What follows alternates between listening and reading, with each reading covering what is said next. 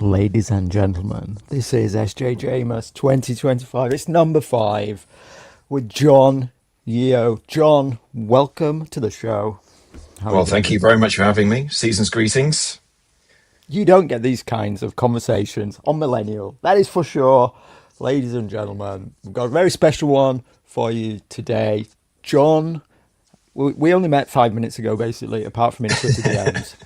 Yes, a parasocial relationship before 5 minutes ago. Yeah, for sure. So apart from that, I have no idea what Jon has to tell us. Apart from that, we're going to talk about investing. We're going to talk about.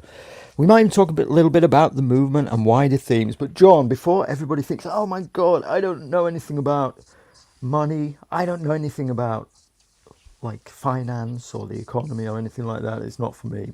Why should they stick around? Yes, how do I stop people tuning out immediately? Is a good question. What's my Yeah. elevator pitch? Well, I would say that I don't profess to be any expert. I'm a novice at this myself. Although I've been doing it for a while now. And I would say that for anybody who feels like they don't have a full agency over their own life and their own sort of destiny, effectively, I didn't get into finding out about markets and buying shares in companies and things until I was 40 years old. And I'm now in my 50s. But when I turned 50, I was in a position where I didn't need to work for money anymore. And that wasn't the case when I was 40, when I sort of tentatively started to poke around. And that was way before there was any sort of online real community to do with stocks and shares and getting into capital ownership and things like that. And you couldn't do it on your phone. It was kind of still in the old days of being quite involved, and there being Yeah. certain sort of gatekeeping to it, which just doesn't exist anymore. It's so easy to get involved with now. So I suppose that would be my pitch, is that it is something that pretty much most people could do with just a few simple concepts.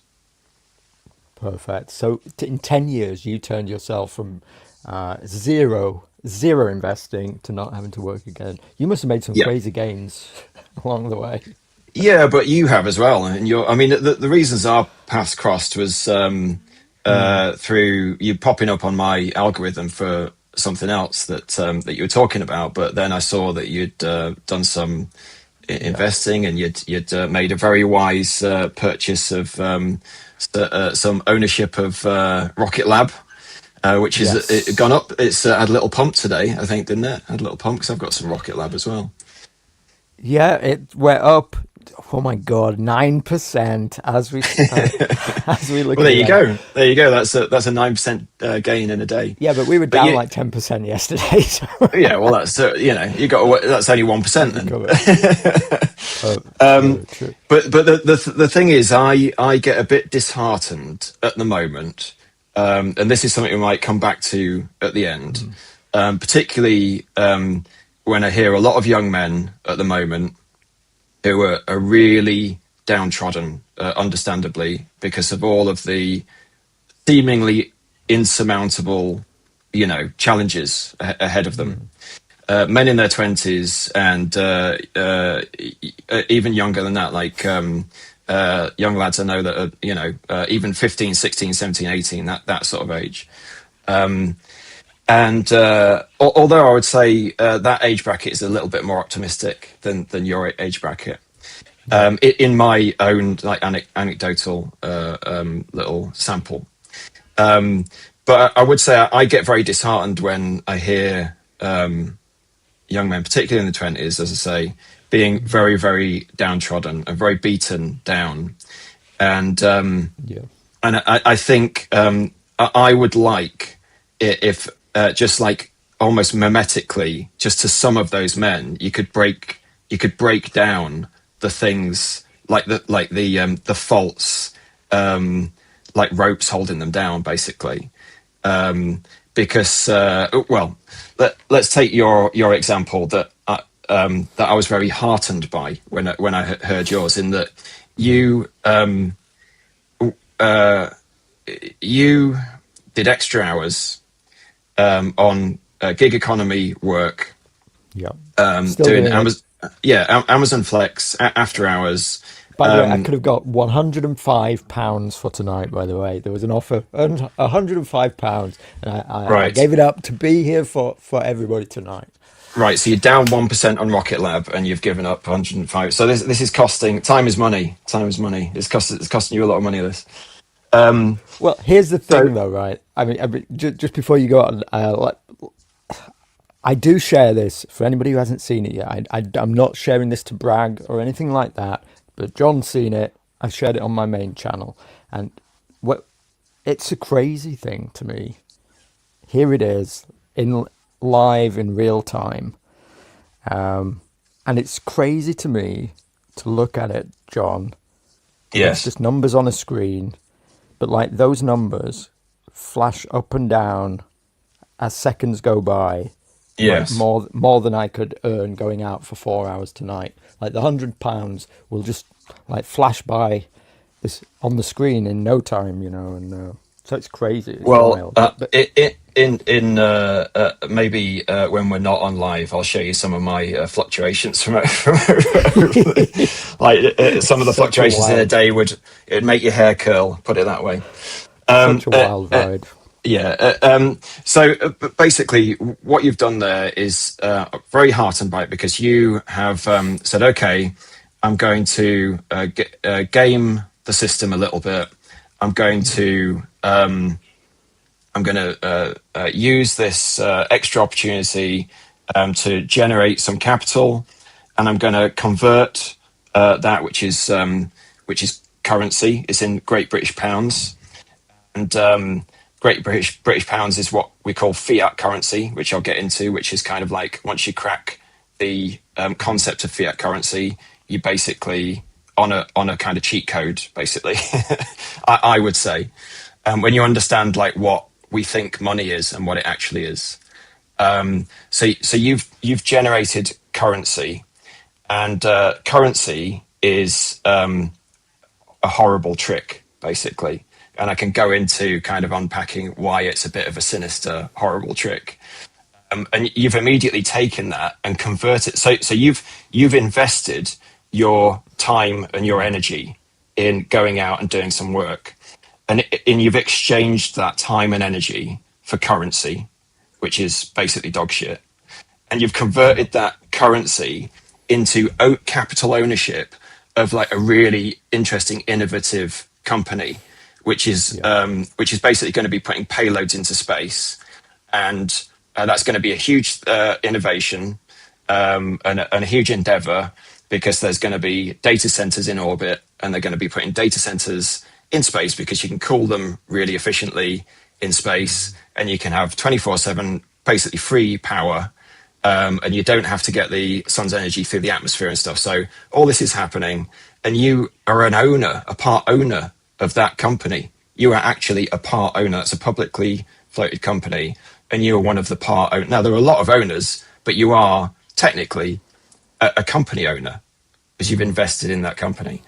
So you've gone from investing your time and energy, which is the real currency, which I might get onto. The real currency, the sovereign currency that we're all born with, is our precious time and our precious energy.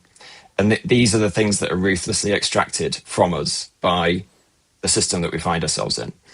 And you have exchanged that in a deal. Say, I'll give you this, and you give me currency in exchange. And you've immediately, before it could start depreciating and losing value, which it immediately would be doing, instead of blowing it, instead of wasting it, you've transferred it into an appreciating capital asset, which is part ownership of a company. Now that as a concept is your little example there is a perfect illustration of what more people should be doing. You should be treating currency as the. I would say, I don't want to jump ahead to get too conceptual too early, so you can like rein me back if it gets too weird. But my current kind of model that I discuss with people in my life is I separate now currency from money. I don't regard them as the same thing. I don't regard currency, whether it be dollars. Dollars is slightly different because it's the world reserve currency. But even so, like dollar still has the same underlying structure. In that it's a depreciating liability. Effectively, the more you hold on to it, it's like sand dripping through your fingers.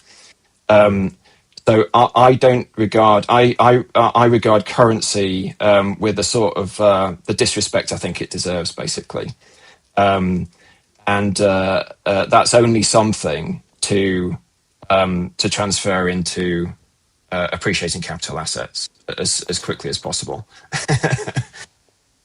Because many of my audience will not be investing at all. They will have not even have considered this. They'll think that this is something beyond them or Yes. something that Yeah. other Yeah. people do. Yeah. I was shocked, right? Just before you go on again, I was Yes. shocked at the ease at which I could do this, and yet Yes. I had never considered it before. Yes. And yet, when I came, I think I mentioned it was probably Dangerfield, a stream listening to Dangerfield 2 years ago, Yeah. I heard you mentioning say that this. Yeah. he Yeah. was in. I think he mentioned a friend of his who Yeah. he mentioned. Just if you don't know what you're doing, invest in the S&P 500. It's better Yeah. than putting your money under the floorboards. Your Yeah. money's going to get only depreciate, especially at that time. I think we were just coming out of the 10% inflation on the back of COVID. Yeah. And somebody also mentioned to me that if you're at like 10% inflation, then within 3 years the value of your money has gone down 30%.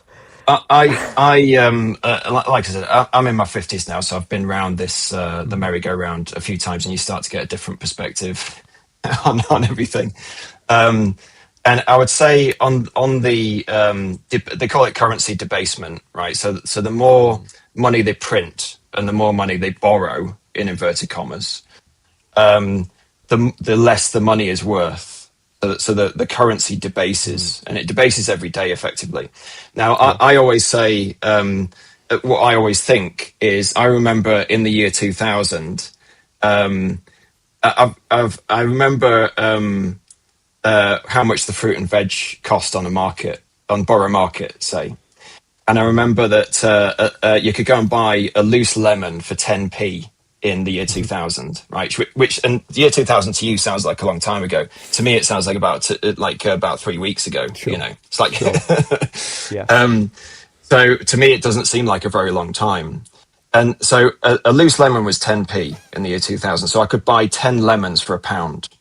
And now I could buy 3 lemons for £1, pretty much, about 35p or something, roughly. So for the same pound, people think they're getting £1, but your purchase power of that pound is basically 30%. It lost 70% of its purchase power. Yeah. And that doesn't just apply to lemons or fruit. It applies to every single thing that you exchange currency for. So the currency is really bad. And I could give you some other illustrative models of how it's a real. It's the main thing that's kind of like tricking you in the world is fiat currency. Now, fiat currency is some people have heard it and some people haven't. It's I think fiat is the Latin, and I think it means something like by decree. So basically, it means banks and the state will issue this currency, and it basically has value because we say so. You know, because we all believe it has value, it sort of does. So it's a kind of made up. It's basically a convention. If you were to give it a, if you were to be kind to It's based describe on nothing anymore. It hasn't. it, used to be based on gold. So Yeah. a note would be like an IOU that would say, "I promise to pay the bearer in gold," and that comes from when gold was the valuable metal of exchange, and then it was difficult. It's impractical to exchange gold and lug gold around. So they said, "Well, let's keep our gold in vaults, and we'll do gold certificates, and everybody can trade with the gold certificates." And it means you could take the certificate in at any time and collect the gold physically. And then they figured out after a while that everyone was too lazy to do that. So the certificates became the proxy. And banking basically thought, well, if nobody's ever coming in to get the gold, then we can have more certificates and there actually is gold. Sure. I'm really simplifying things, but effectively that's the kind of birth. And it's like, well, why do we need the gold? Why does it need to be based on anything?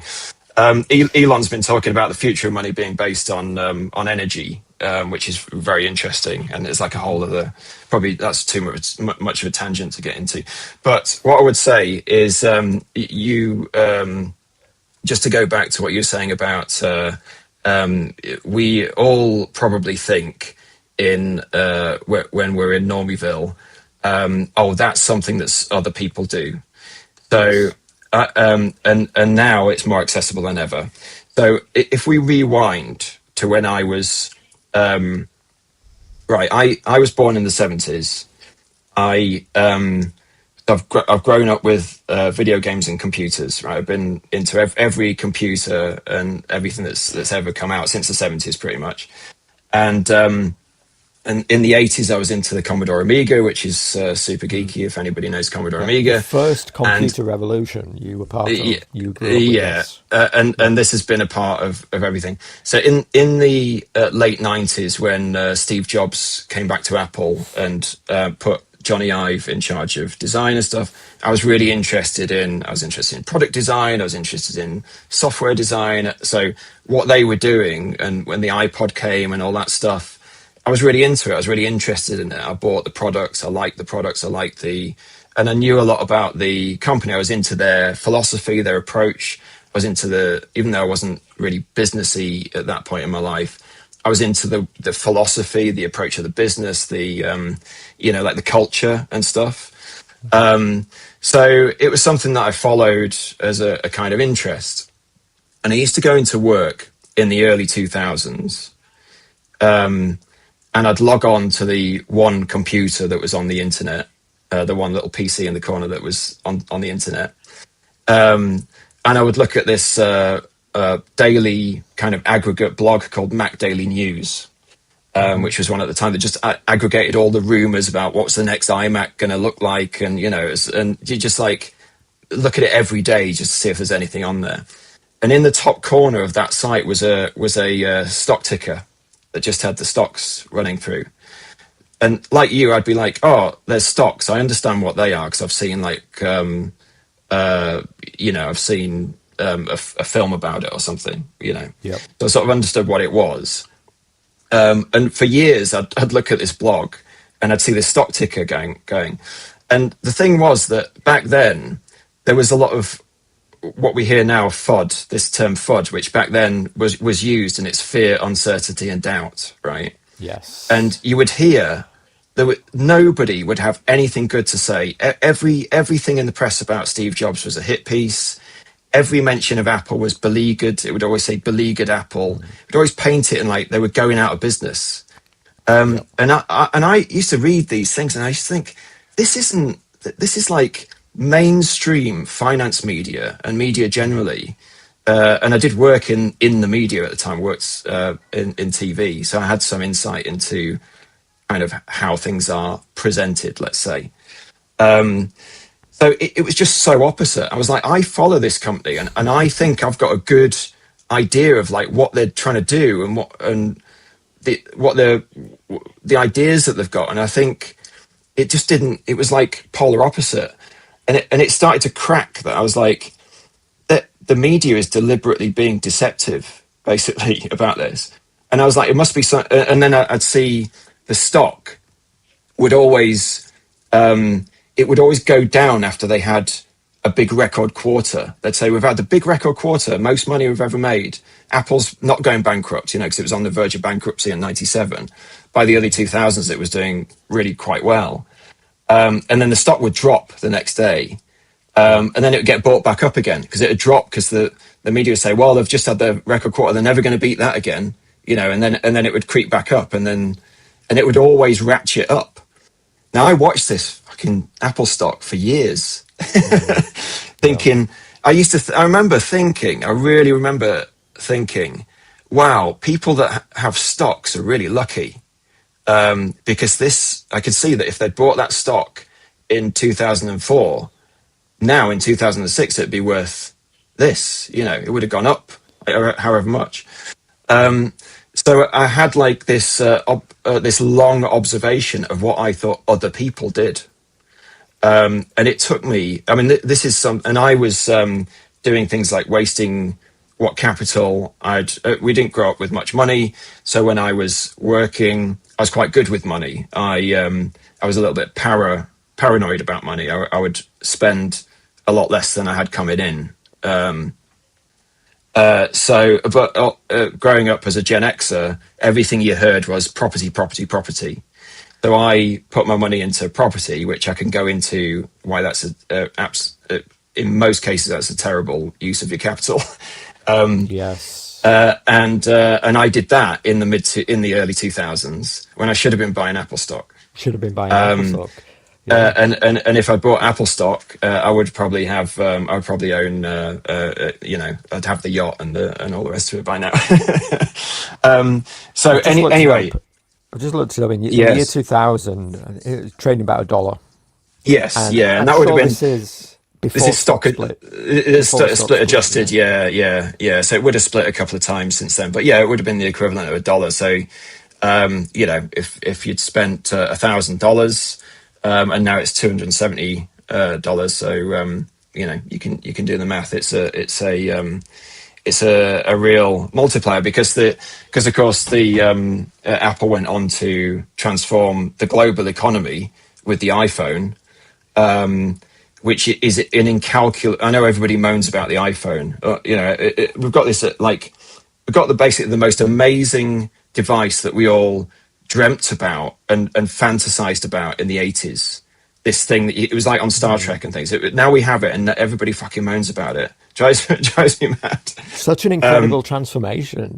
We take it so much for granted. People now, what you can't calculate is the multiplier on the global economy that the iPhone, as one innovation, has had. You can't calculate how much it's multiplied because of the productivity that it opened up that didn't exist. And this is something where you can see when people paint a picture of money as a finite thing. It's called the fixed pi fallacy. Because when you innovate, it generates all of this new stuff. It's like nature. You can equate it to nature. There's stuff grows out of. So it's very interesting. But anyway, I didn't buy any Apple stock for a long, long time. I didn't get in before the iPhone. But I had an iPhone before I had Apple stock. And I remember using my iPhone, the first one, on the train, and I had my earphones in, but nothing was playing, so I could hear the people around me, and they were all saying, "You've seen those new," and everybody hated them. They were like, "You've seen them, yeah, all screen." Oh, really? They were like, "Oh, they were like, oh, it's a flash in the pan, is it gimmick?" I hate the gimmicky things like that. And I just remember thinking, "You're all gonna have this. You are all gonna have one of these." Yeah, I was so sure of it. I was so sure. Isn't it crazy that you were so sure and enough to buy the thing, but yet it didn't occur to you to invest in it? So even then, it was a little bit alien, the whole concept of it. But it sort of seeped in. I mean, I'm a bit. I do take my time over these things. I sort of get there eventually. But like we mentioned earlier before, though, the barriers to entry back then were so much different than what they are today. As I've been trying to allude to, I've been making the argument badly or whatever, but I've been trying to tell Zoomers, for all the way, in all the ways that you have it bad and the boomers screwed you over, you actually, in this one other way, have it so much better, such an advantage over any generation that has gone before, in that you have this like one-click access via your phone to anything that you want to have access to. Things have got very dialed up. I'd say I do maintain that we're in a system that basically is about ruthlessly extracting from you as much as possible, and if you don't extract back, it basically doesn't stop. It just doesn't stop. the game is to try and map out the parameters. It's basically like playing an RPG, I would say. Um, Yes. you map out the parameters of like what are the parameters of this game? Like what are the edges? Where are the invisible walls? What are the game? If you put on Elden Ring, you don't expect it to be easy. It's fucking hard. It's really hard. It's really challenging, and like everything that comes along is going to try and like end it. You know. And you have to That's the keep key to trying. And gamify it. You have to gamify yeah, this shit. yeah. So any particularly young men who enjoy the challenge of games, you can reframe it in your mind to be like, how do I stack the loot? How do I build out the skill tree? How do I get the XP? How do I get past that thing that keeps stopping me? Because there must be a way, and there is a way. The system is there to allow like very difficult paths to actually extract back out of it.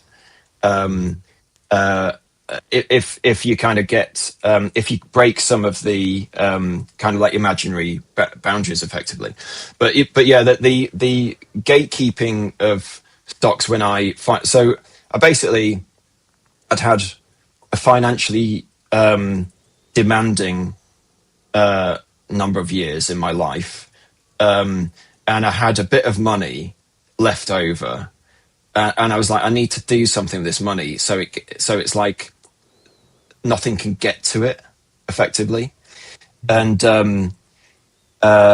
I thought, fuck it, I'm going to buy Apple stock, because it just been like sort of it was in my subconscious, I suppose. And people used to say, Amazing. What but you year should was buy. this? Well, it was about probably 2014 or something. So it's about Okay. 11 years ago, I think, Okay. ish. So I was like, I need to put this somewhere where at least I think nothing, like I can't spend, like nothing can, I can't use it for anything, basically. So I Yeah. thought, right, I've had this idea kind of bubbling away. I'm going to try and do that. How do I do that? I don't know. Don't know how to do it. I thought like, but you had to be in Canary Wharf or something to buy stocks, you know. Yeah. So I rang up the bank and I said, "Is there anybody that could tell me about how to buy stocks?" And they were like, "Oh yeah, we do this thing, we do this service." I was like, "All right, okay." So there's no apps or anything, nothing. I mean, there's nothing like that. And so This they sounds crazy to me, by the way. I've like made yeah, this analogy to everybody myself, but it just sounds like a yeah, crazy world. It's so far removed from today. yes, yes, You yeah, no, literally phoned well, up a yeah, person, sat in things an move. office. Yes, One yeah, stock, things move. please. This is exactly. This is how fast things move. Well, and this was when it was modern. You know, it's like if you went back Yeah. just a little bit before that, you had to like do it on the. There was like actual ticker tape and brokers and stuff that you had to pay every time you made a trade. It like cost. Well, that was the case with the bank. Yeah, every time I wasn't trading, I was just like putting the money in and leaving it. So they set it all up for me, and still have this account now, and it's hilarious because you go into the interface and it's like something out of like Eastern Bloc. It looks like super utilitarian from because they Is hadn't it like Millennial they built Roses it in like website? yeah, exactly. It looks a bit like that. Yeah, yeah.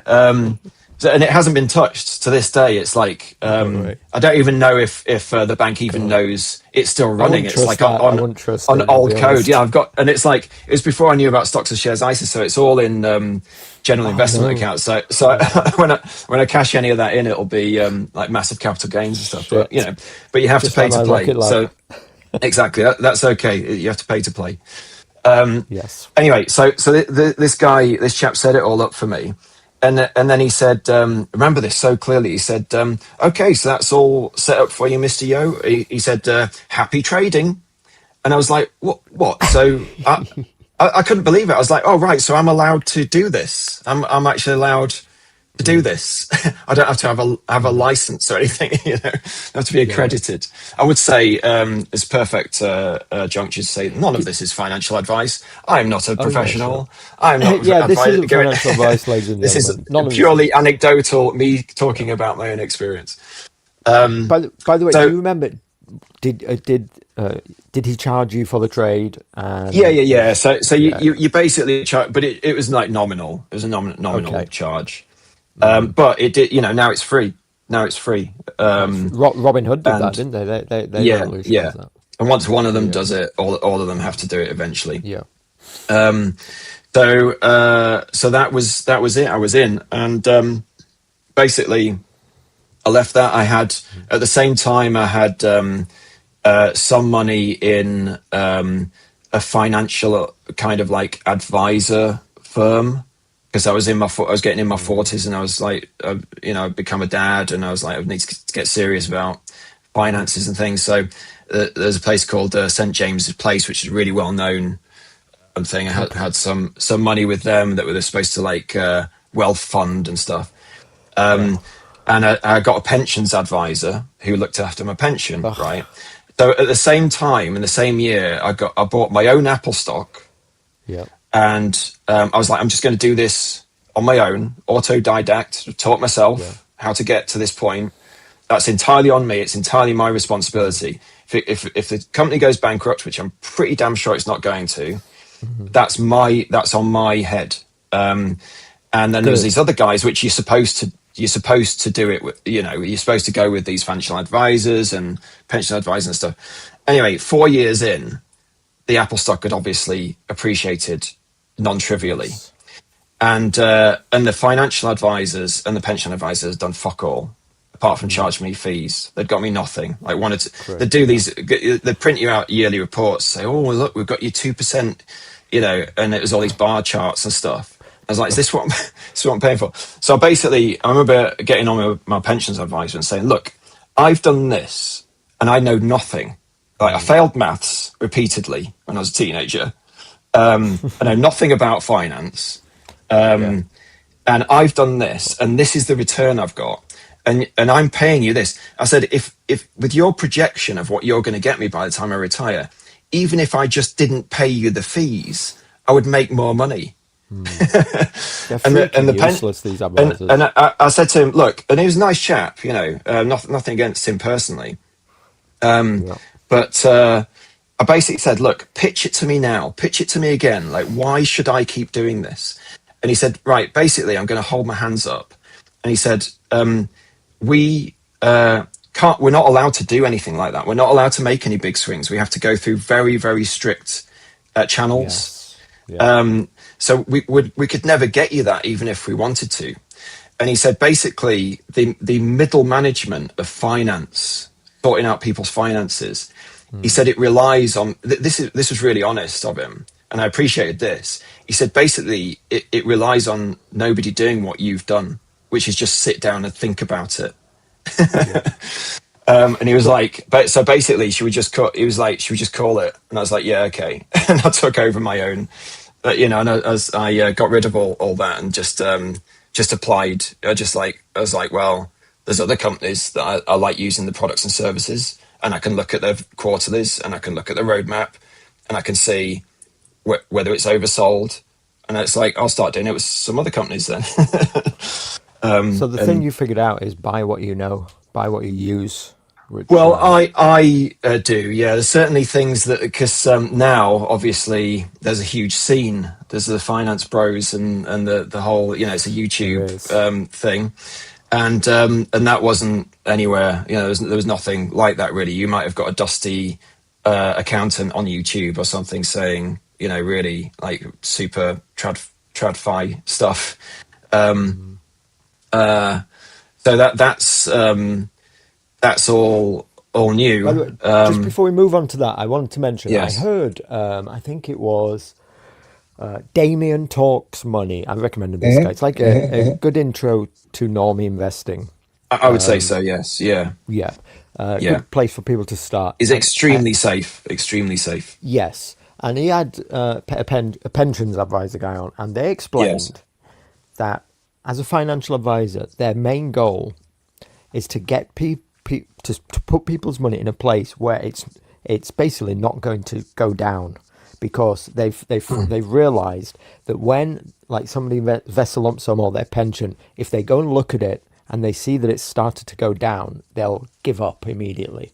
And so this is why they put people on like these they'll put a 20-year-old on an investment portfolio of like 60% bonds Yeah, yes, because yeah, that and like out of that, it'll it's, be yeah, 30% in UK stocks, which have had that zero yes, growth for which about the last Vanguard 15 does years. with their They Vanguard even does do, this. yeah, Yeah, and I've got again that with Vanguard. them, there's all sorts of legal guidelines where they have to proportion it out in certain things. But yeah, it's mental. But also when you're paying into these things, again, the broader concept of investing, you have exchanged your precious sovereign currency of your time and energy to collect a bit of currency, which I jokingly now call currency society tokens. Right?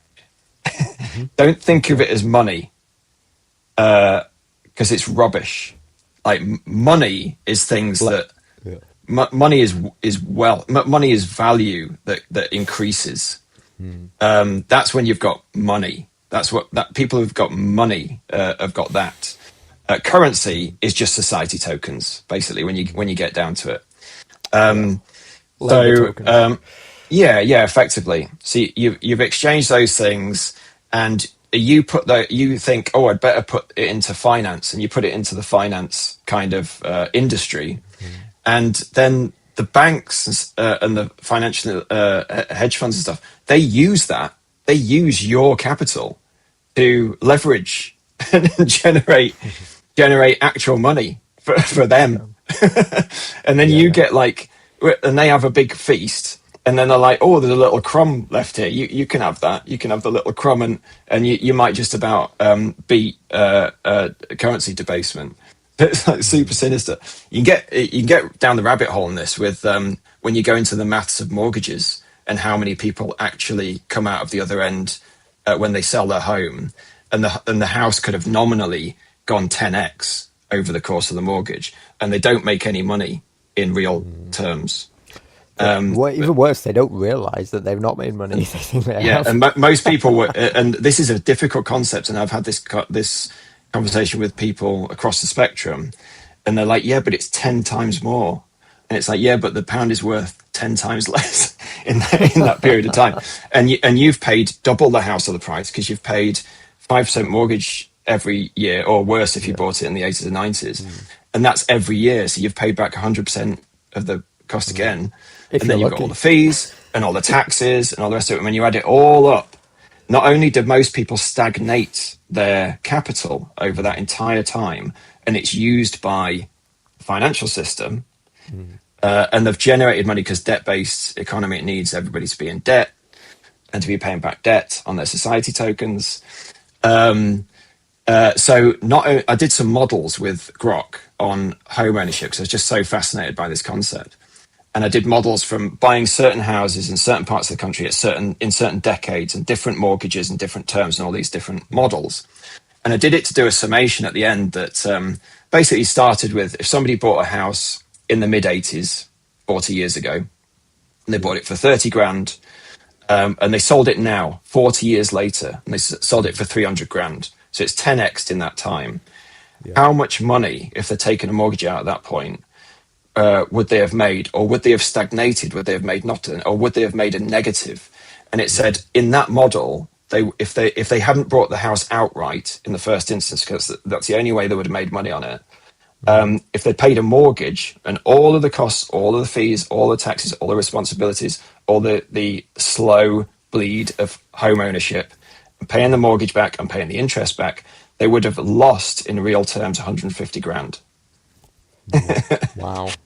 And I said, and then I got it to extrapolate it out. Did you do this versus how much rent they would have paid in that period of Yeah, time? exactly. But the thing is, if you extrapolate out and it said basically with that model, you would expect about 30 to 50% of home owners who sold with a nominal increase in the sale, 30 to 50% would actually be either stagnant or negative on their investment. Wow. On the other side of it. So it's not that you can't make money out of property. It's just that not everybody does, which everybody thinks they do, because we're led to believe that that's the case Yes. to get us into mortgages. So anybody stressing about, I'm never going to be able to afford a mortgage, it's like, well, maybe that's, just They don't, can't. I've had this conversation. I've tried to have this same conversation with my parents, and just can't good grasp the luck. concepts. Good I was luck. having. I Yeah. was trying to say, and to be fair, I hadn't like, I hadn't gotten the argument fully concrete in my own mind to be able to make Yeah, the yeah, argument yeah, properly. But yeah. I realised it Because you was get an just going inkling that. about it, but you don't Yeah, really flesh I it just out. Yeah, brought. I was just like trying to explain.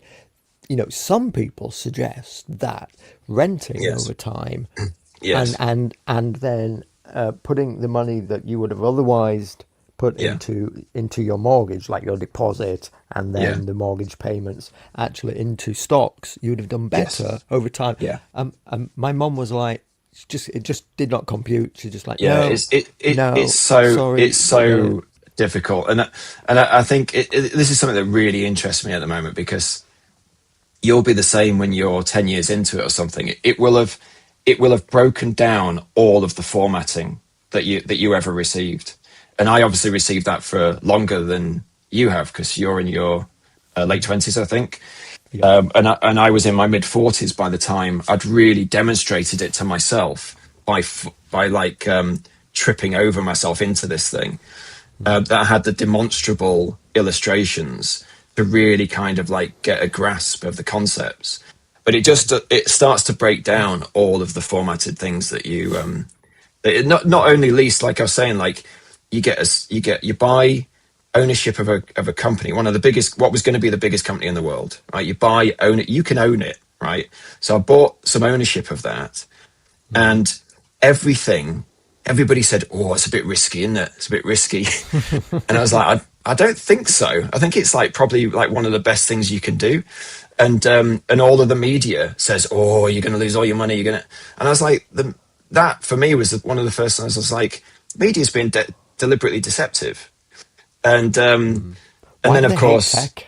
Why do they hate well, it? that's the thing because that opens that concept to you, and then after that, you can start to see, oh, it's not just finance that they do that with. They do that about pretty much everything. So you get that kind of demonstrable concept, and it kind of like gets fully fleshed out and like kind of They fully hate it, illustrated but to you. they can't ignore it.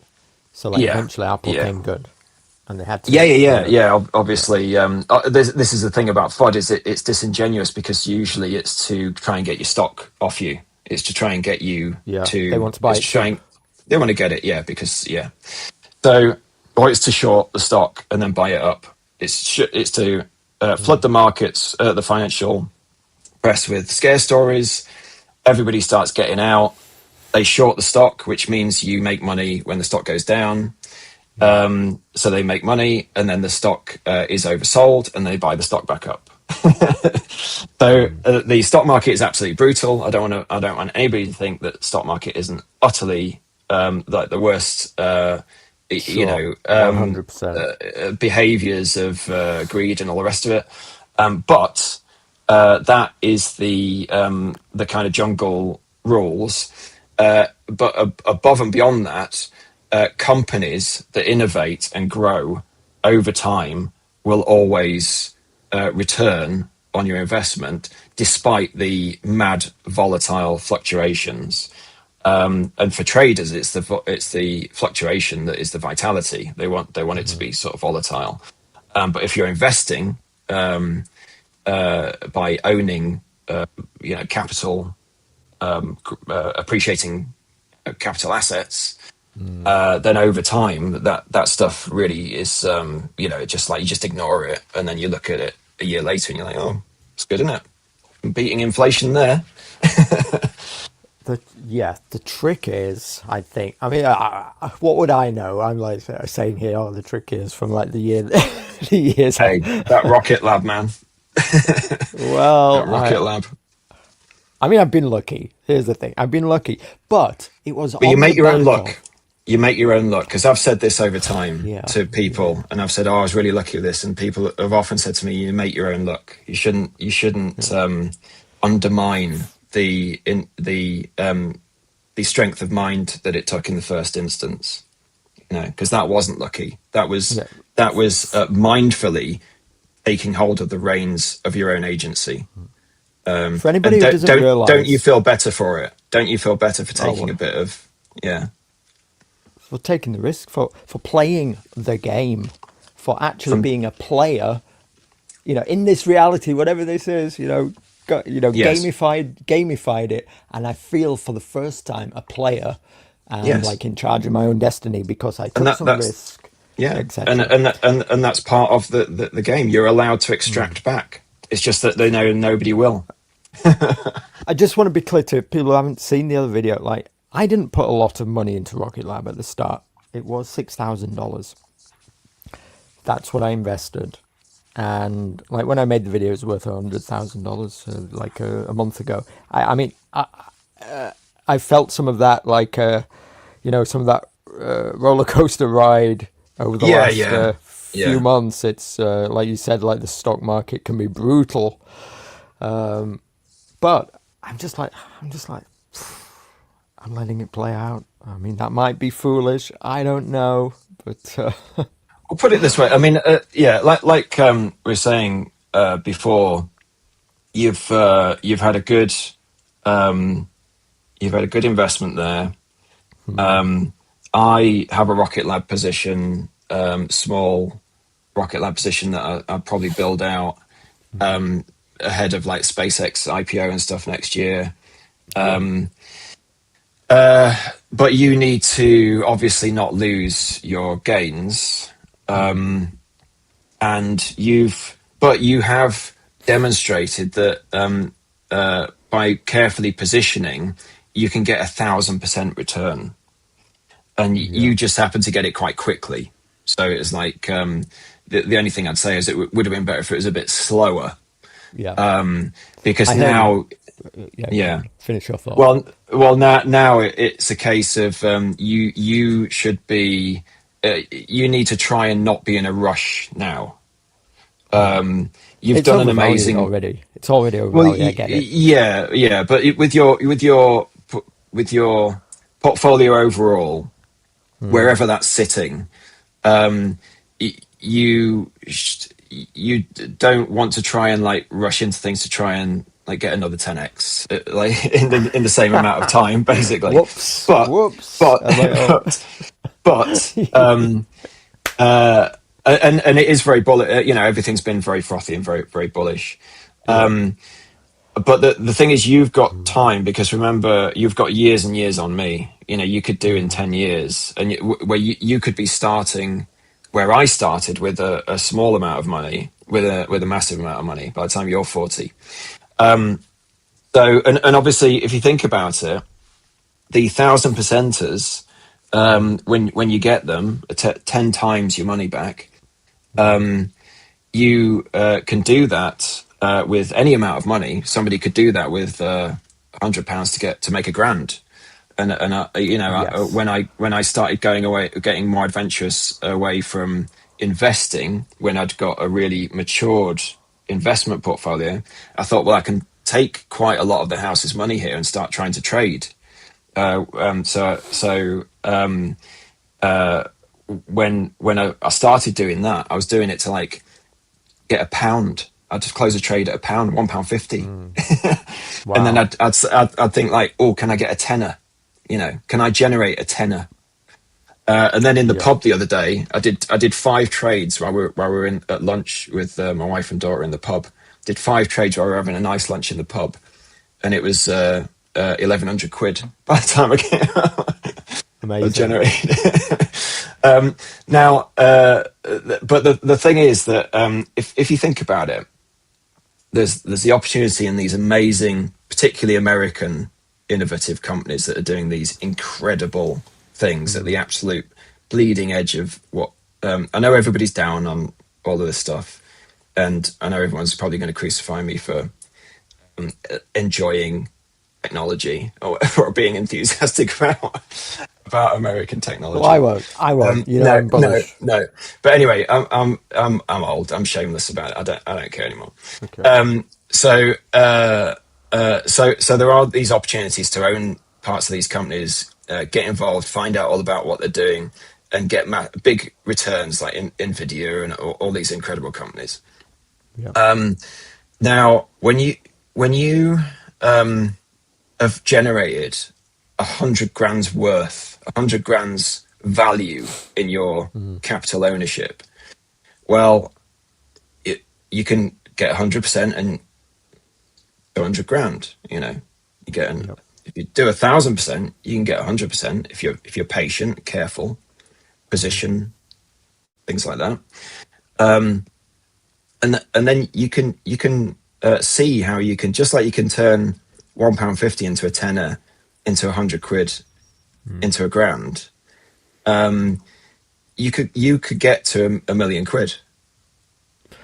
Yeah, did you see actually the video I did on this? I said it's in three steps, isn't it? Yeah, 1,000. exactly, If you start with exactly. $1,000 and you Yeah, 10x it, you've got yeah. $10,000. So the amount you need to make gets less and less, because when you've got a million, which sounds, but you've demonstrated that Sounds it is impossible at the achievable. start. It sounds mental. It sounds mental.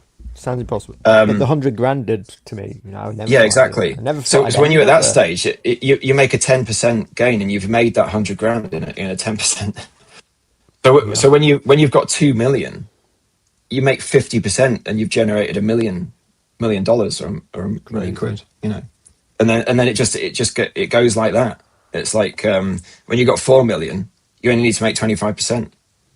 The difficulty is you've got to take the risk with that money. Like I did the video where I showed from 1,000 to 10,000 is a 10x. That 10,000 to 100,000 is another 10x, Yes, and then the yes, 100,000 to a million is another 10x. So that's just three 10x's. And I said I've already found one on Rocket Lab. What's the chances that before I'm like old, I find another two?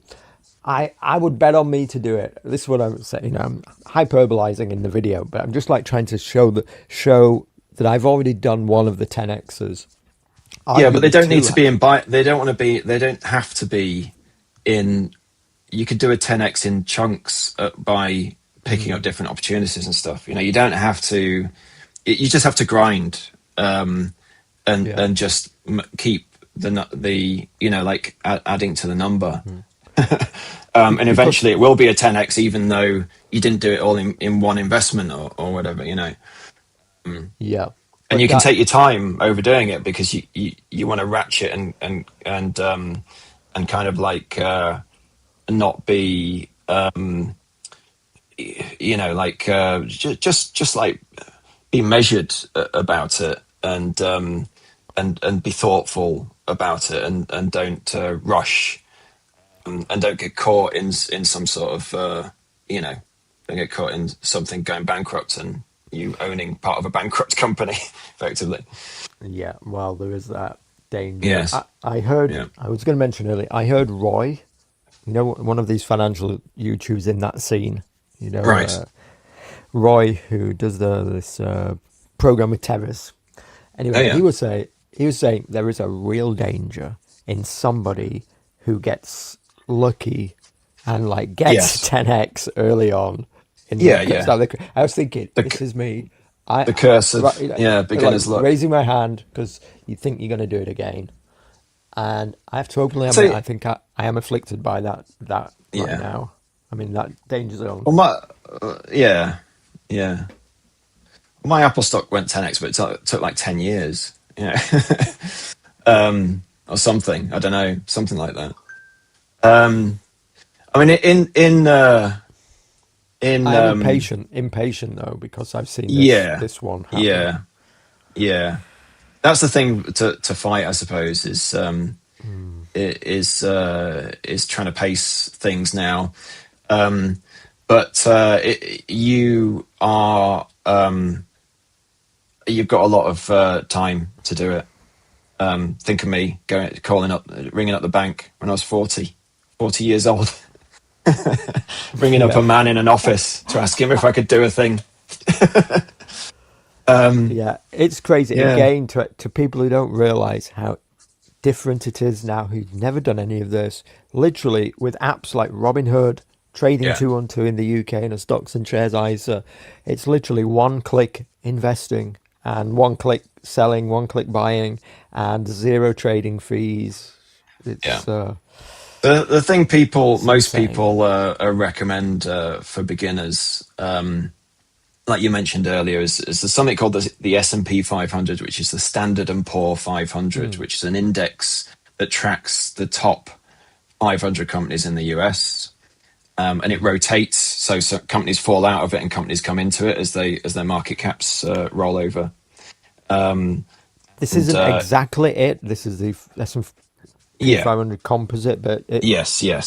the And there's all analogy the massive works. crashes where everybody thought the world was ending with every one of those dips that went down. So for the average person, if they tried to stay out of debt as much as possible, if they tried to grind and generate society tokens on the side as much as they were able to, and put it into the S&P 500, if you just did that from as young an age as you could, and you did it consistently with a discipline and a patience, so you do it like methodically at regular intervals, at the same amount or a gradually increasing amount.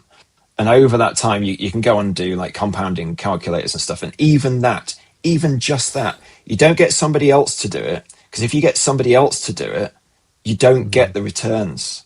It's like, Yeah. it's terrible. It's terrible. But if you do it yourself in an ISA, in a stocks and shares ISA, Yeah. which is very easy, very, very easy.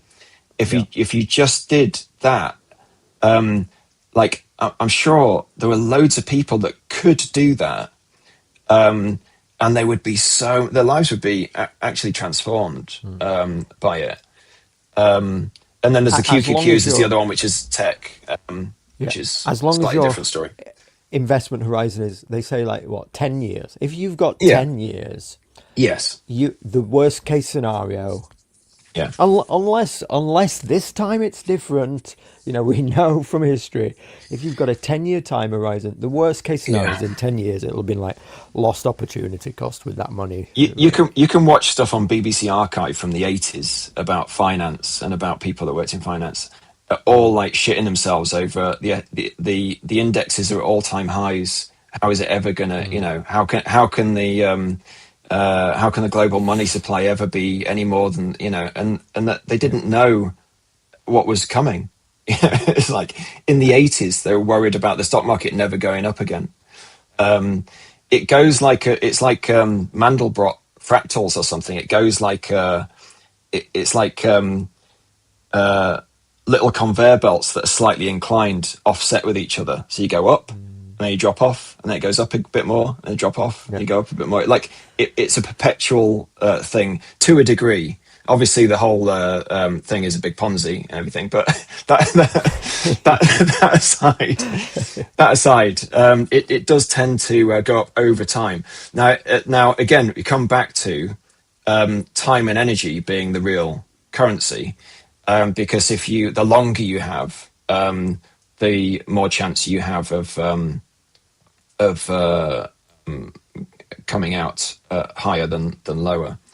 If you've only got a year, you might be in some sort of horrendous bear market where everything sells off and you don't have any capital to buy or average down.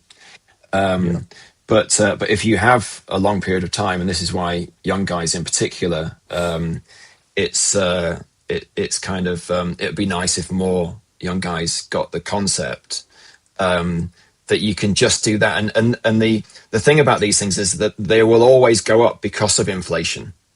So the inflation, that if you kept your money, even if you could scrape some money together after, which isn't easy to do these days, understand that, but you did it because you're young and you've got the energy and you've got the time, and there's all of these convenience jobs that you can do that didn't used to be around. It was even more difficult to do things like that.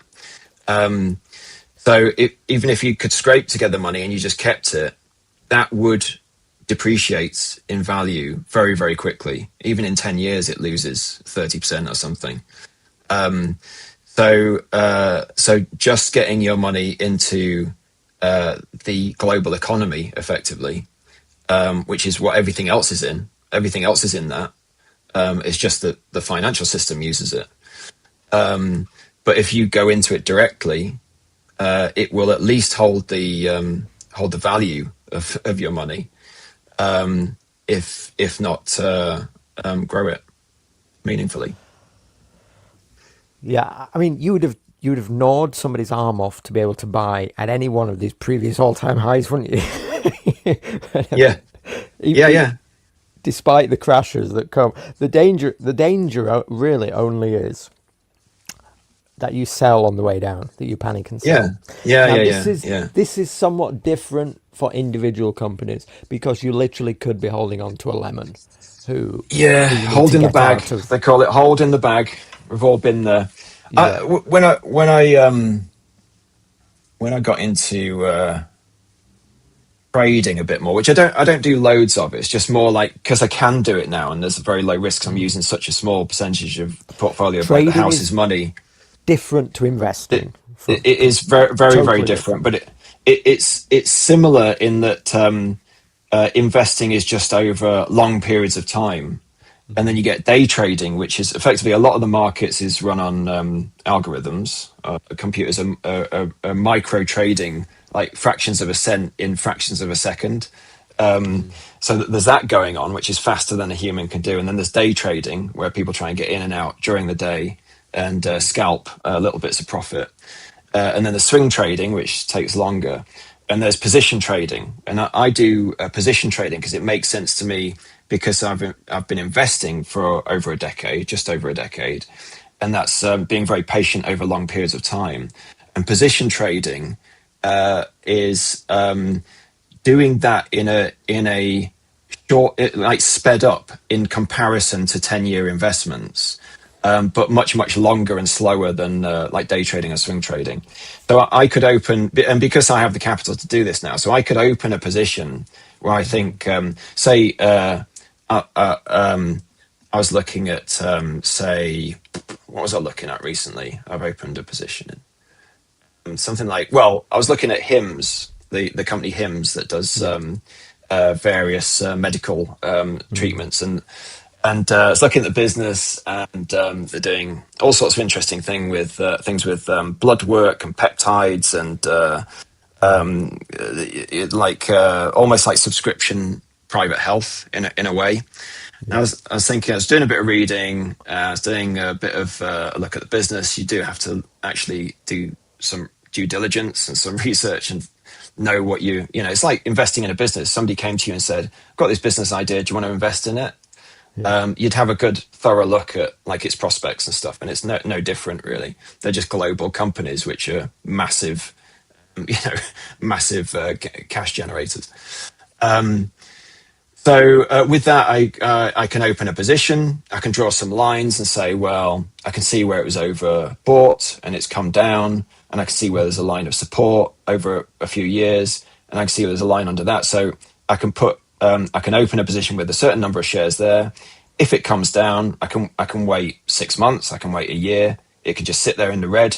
I can wait for it to come down to that line, trigger a buy order. I can then buy double the amount of that stock for the same amount of society tokens that I spent in the first instance. So I can then average down and bring the average cost of the stock down gradually.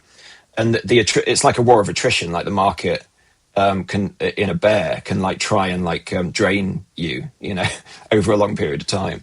But if you've got if you get to a certain point, like I would have never done this in the first 10 years, but I can do it now. Because I've semi-retired, so I've got the headspace to do it, and I can sit watching the lines all day, which I quite enjoy, which most people aren't going to enjoy. But I can position over time and build up that position and say, okay, I'm happy with that amount, that share count, and that average price, and I can now wait for the market to catch up with the prospects of the business or the growth of the business, and then I can cash that in later. When it's matured, and I can have several of those going on now, which is like a new phase, which isn't something I would have done. I wouldn't have known how to do it, but the concept of patiently investing over a decade, I can now compress that down And after watching the movements and the behaviors, I can now have a little bit more insight into, yeah, I'd be happy to go in and put a quarter position. If I want 1,000 shares or something, I can buy 250 shares there. And if it goes up, then I'm making a bit of money.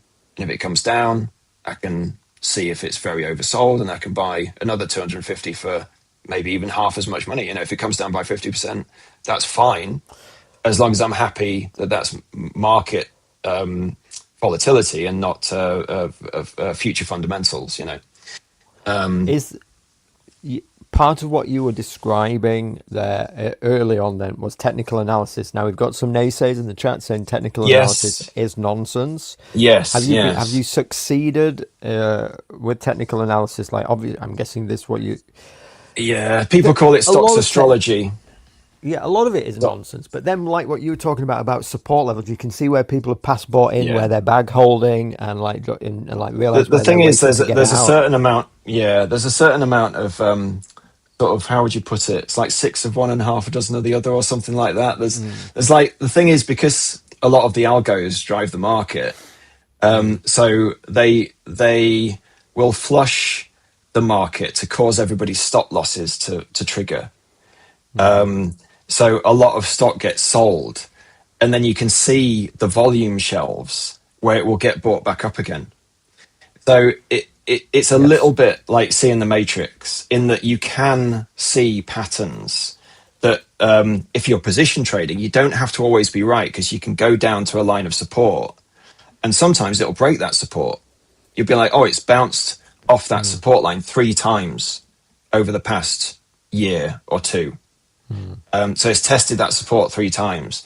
So this time it might bounce off it again, so it'd be a good time to buy it, or it might drop through it. But if you're Here's a position perfect trading, it doesn't. example, right? Where Yeah. BTC is right now at this line of support Yes. way back here, right? Yes. Yeah. Yeah. Yeah, keeps keeps Yeah. keeps just keeps boinking off it, doesn't it? Yeah. There's several things you can look at, and I'm not super technical with this. It's just that if you can see. Again, it becomes like a game. But particularly with position trading, I'd say there's a sort of logic gate map that you've got in your mind, where you can say, if this then that, or if that then this, Yeah. and it's basically like a little logic gate game that you can play with numbers that no longer mean anything to you, because money doesn't. It's like, money isn't real. So you can use TA in a simple sense, Yeah. and you can use things like, if you look at something called the RSI, which is the Relative Strength Index, and you look at where the RSI got to a certain number, where it got to 80 or 70, and that's massively overbought, and you look at what the stock did, it's like, oh, it came down after that. And then if you look at the Relative Strength Index when it's down, when the stock's very weak, and it's oversold when it's down, overbought when it's up, and you see if the relative strength's down at 20, and the market's at extreme fear, because there's a fear and greed indicator as well, and you look at all those times and think, if you'd looked at it in the moment, you would have been, oh shit, it's all over, guys, it's over. That's it. You would have been like so scared to buy anything at that Yes. point, and it was the best time to buy. Every single time. Yeah. There are certain indicators that, and you can look at volume and volume shelves and things like Mm. that. And there are psychological numbers as well, like 420 with Tesla. 42069 was like a massive meme number, and it went, it interacted with that number loads of times and stuff. So there's different things you can look at, but Mm. the market it does have a random seed to it as well, and will do the opposite of what you think it's going to do very often. But again, if you're position trading, it's less of a problem, because you can always beat the attrition, the war of attrition, because you've got time and you've got the capital to say, okay, well, if you've and I did, I mean, I shouldn't say really, but you can use leveraged. This is something that nobody should do. Nobody should do this. But Yeah. you can position trade with leverage, which is like 3 times the underlying stock, right? or a or multiple of more, the underlying or stock. more. Yeah. I've opened leveraged positions where suddenly out of nowhere the stock has shat the bed and like really lost multiple double digits off its market cap. So the triple leverage goes down 3 times that. So I've been in the red on leverage to stupid amounts of money, and So I'll just wait until the leverage comes down so low, and then it's like, oh, I can buy the same amount again for like next to nothing now, and it brings your average right down, and I'm like, and that might take a year. yes, And I'll be like, I'll just be there like, I can do this for as long as you like, guys, and it might keep getting beaten down because sometimes in proper like bear runs, it's really brutal. Like stuff gets beaten right down, and it tries to wear everybody out. It tries to tire everybody out. So I'm like, okay, bring it down more. What are we going to do this for another 6 months? And then of course when the bull market comes back and it pops, the leverage goes apeshit, and I've cashed in leverage in an ISA for like quite big amounts that have been down for ages, like over a year. So there's all these kind of things that this is all kind of more when you're through the looking glass with it all, obviously. And it's I'm sort of in a different chapter that of it now. what I'm really kind of taking the piss out what of it.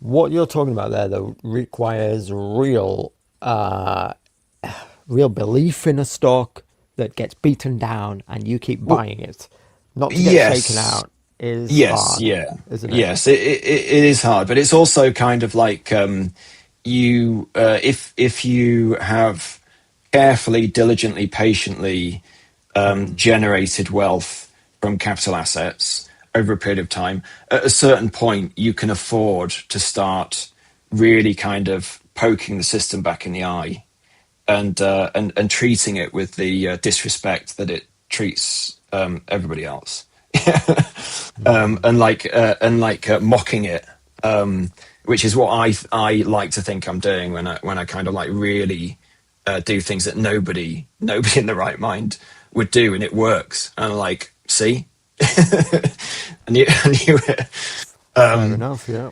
If it so works, it works. yeah, so the thing is that after a certain point in time, you just see the cycles as well. So you just know that when you emotionally feel a certain way, it's highly likely just to do the same thing again. It's just how long it's going to take. So the thing about markets feeling like gambling, or people thinking it's gambling, that's a little bit of a trick, I think, that's put into our minds to sort of keep us out of this, because this is the way everything else runs.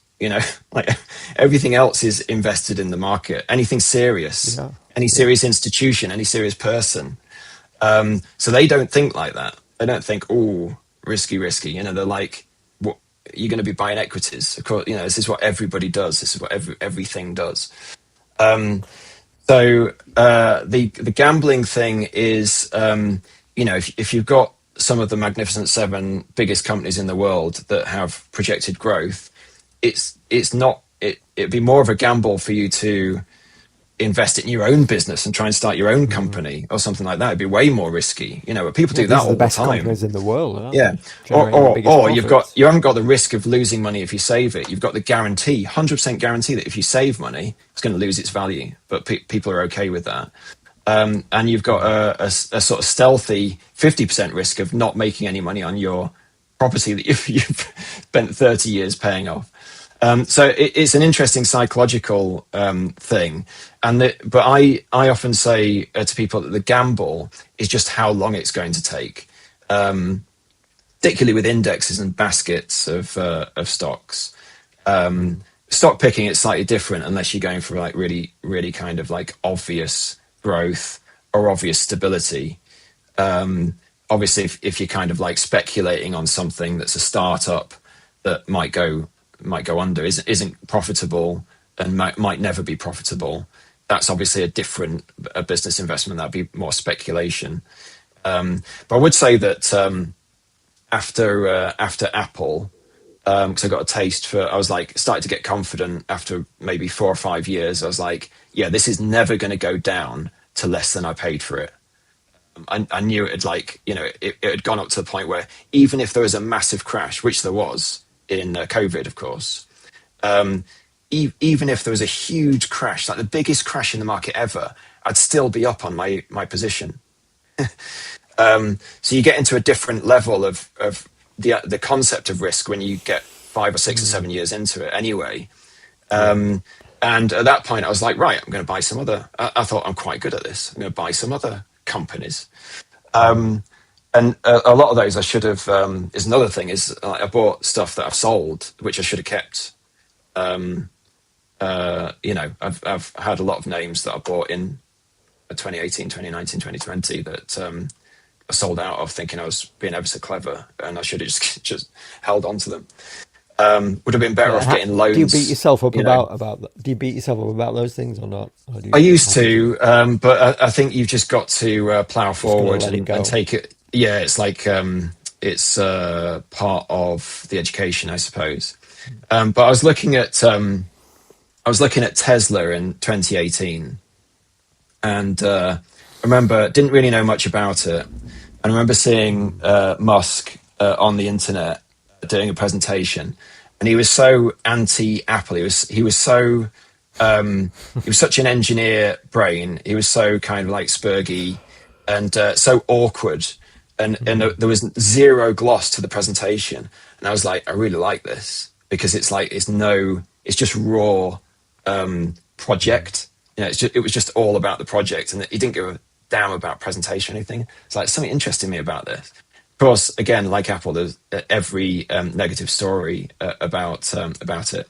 Anyway, they could have gone bankrupt in 2018. They didn't, and they had the Model 3 coming out, which was like when there were 100 grand plus cars. I was like, I don't really see it. But when they came out with a $40,000 car or something, I was like, all right, okay, I could see this as maybe started to look into it.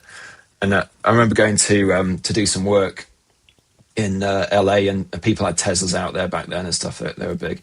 So I thought I'm gonna buy a little position in this company. I think it could happen. These plans could kind of like actually happen. So I bought 50 Tesla shares in about 2018 or something. And then the following year, when they didn't go bankrupt and the Model 3 was a huge success, the stock had gone up in 2019. And I was like, shit, I should have bought more of that. So I bought another 50 shares. But I thought, right, I've got 100 shares of this company Tesla, which might turn into something. Now, Tesla, after the COVID crash, had like a ridiculous meteoric rise. And they did a stock split of 5-1. So my 100 shares turned into 500 shares. Oh my God. And the run on it was like stupid. I was like, and that was when post COVID, I was like, holy shit, this is actually turning out to be more than I ever thought it was going to be. I thought it was going to be like a bit of a sideline, or like a bit of insurance or something. But I was like, holy shit, this could actually, if you got serious about this could actually. I was like, this is what people do, isn't it? This is what they do. So anyway, there was a huge spike, and 2021 it formed a top, formed a high, got massively overbought, and they had another stock split a year later of 3-1. So my 500 shares became 1,500 shares of Tesla. Now Tesla then we went into a massive, horrible extended bear. You can see the channel. You can draw. You could draw some lines on that if you wanted to, and you could see some channels. And during that time, and it was due to the money printing and rates, and like the fallout of it all. And 22 and 23. I'm useless at this stuff. What do? Do you just like draw a line from the just top? Draw some line. Just make it up. Just whatever you draw in there. You can post rationalize it to say, see, I drew a line there. No, that's a separate a separate There we go. chat. But so it went through that bear. But in that yeah, that's good. That, Okay, it's everybody, probably called a descending bearish figured it out. wedge pattern or something. Yeah. So, but because and Tesla went from $400 a share down to $100 a share sometime in 2023, I think.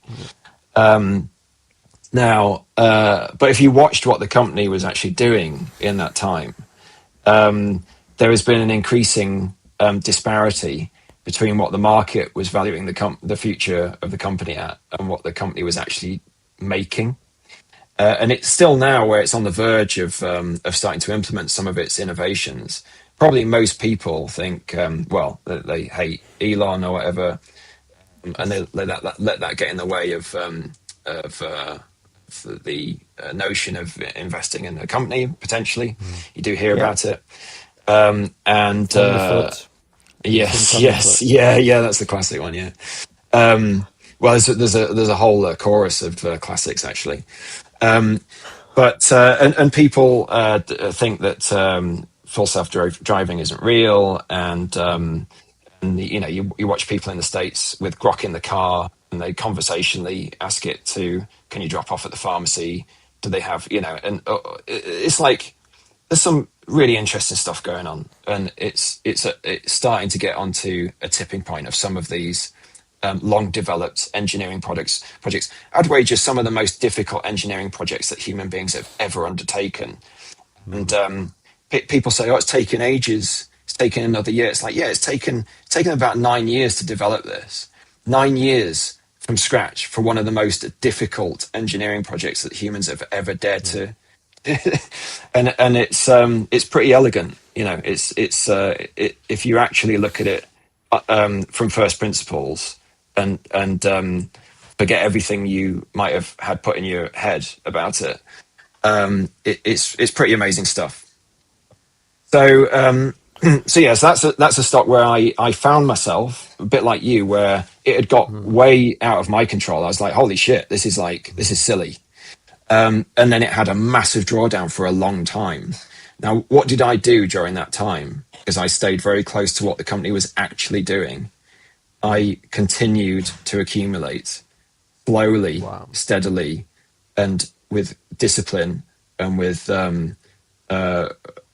conviction, as you say, because I was pretty sure that what they were actually developing was going to be material. And basically, you've got a high there that was set, and you're like, it might take a while, but at some point there's going to be a new all-time high. So I know where that. Yes, it got over its skis. It went too far too early, but I've got that point. I've got that waypoint, and I know at some point in the future it's going to form a new all-time high, which it did last December. It went from the previous all-time high was 414, I think. It got up to about 480 or something. And then on tariffs, another massive crash, massive drawdown. Yes. And then it's worked its way back up over the year, and now it's formed a new all-time high again. It's formed a new, and then you can draw a line that joins up those highs, and you see if you're going to break that line, and then it might create a new support, and then you've got an indication. You've got indicators, So that's a good example of an extremely volatile stock, which is mental. It's like one of the most mental ones on the market. But you could look in a very sober, calm way at the business, at the technologies, at the developments, tune out, and huge part of investing, like I said with the Apple stuff, where you didn't hear anything good about it. Anybody you talk to about it would be, "Oh, you're going to lose all your money." But if you can tune out all of the noise, the enormous amount of noise, and there'll be a little signal in there somewhere, and people say, just tune into the signal and tune out the noise. And that's a big part of the psychology of stock picking and investing in innovative growth companies, the American ones, which are absolute, it's like Nvidia market cap is bigger. The UK GDP is 3.6 trillion or something. Nvidia is market cap, just Four. one American company is for, it's up to 5 trillion or something, or it has Is been it five recent already? highs. I Shit. think at recent highs, it was getting up there, Mm. So one American company has a higher market cap than our beloved septadials, Mm. and several European countries put together. So this is it's serious stuff. This is the stuff that's driving. I mean, I know everybody is down on it all, or generally speaking, they are. But it's a shame because it is an amazing, for somebody like I say who grew up with technology in the '80s and dreamed about all these things. You know, we had Knight Rider kit, the car that could talk and drive itself. It's like now we've got that, and everyone will probably moan about it and miss out on investing in It's it. crazy when you put it like that, isn't it? Yeah, I mean, particularly in regards to Elon Musk. Now, there are lots of arguments to say, look, he's the biggest bullshitter on the planet. And all this stuff, but also he delivers in the end.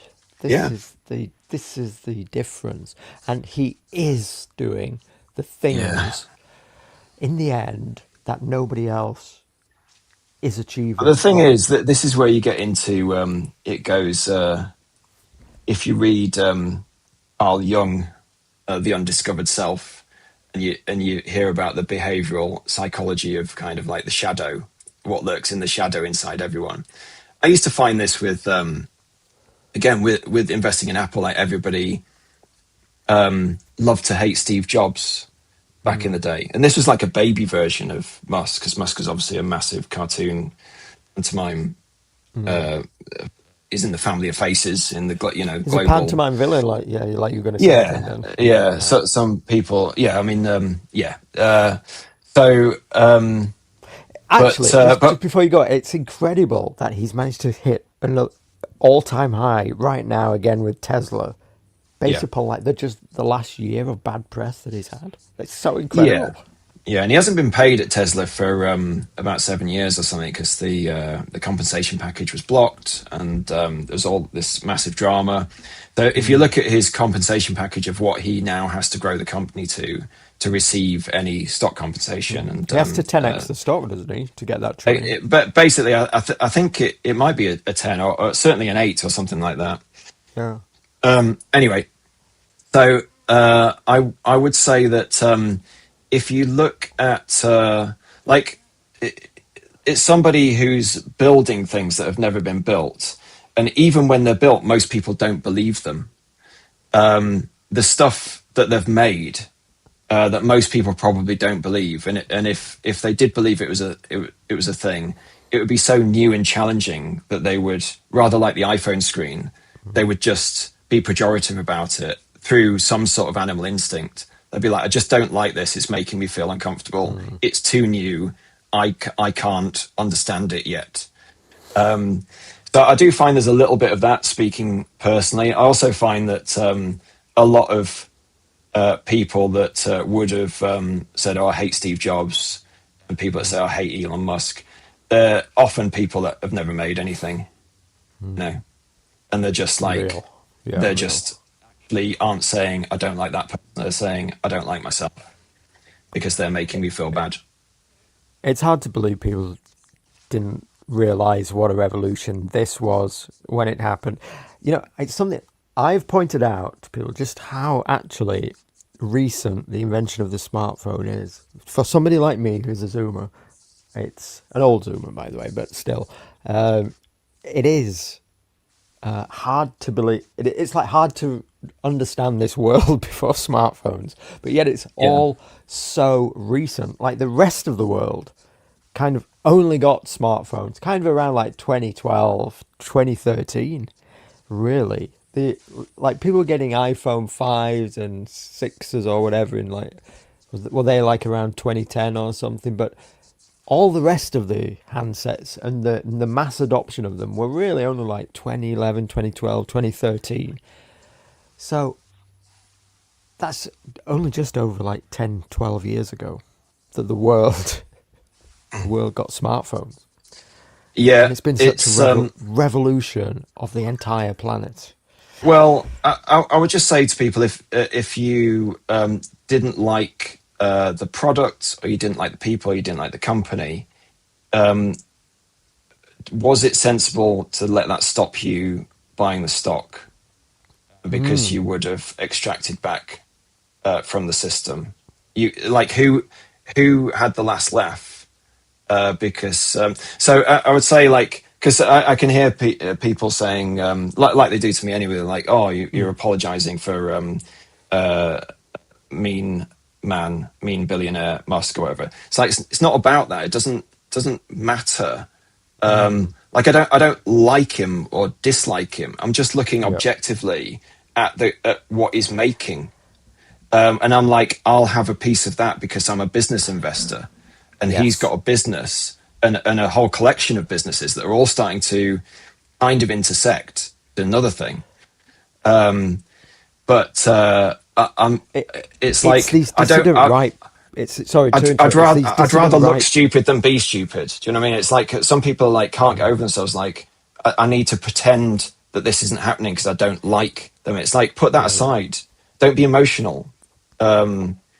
Also, they It's might be correct in their analysis, but it might not play out. That might not. Your analysis of Elon Musk's character might be correct. Even Thunderfoot's analysis, like objectively, of some of his business practices might be correct.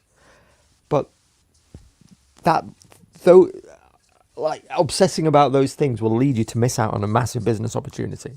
And I'm well, not yeah, telling but anybody you, to invest in Tesla or anything like. This is not yeah, financial no, advice, but no, no, not at all. I mean, not at all. It's literally an example it's to these point at, paradigms of and the mind. You might be correct about them, but they might not be the yes, most financially yes. wise things for you. Yeah, but I would question whether accusations are like, you'd have to have very good evidence of that. It couldn't just be like because you know, you'd have to really question yourself whether that was driven by some sort of emotional driver, or whether it was actually demonstrably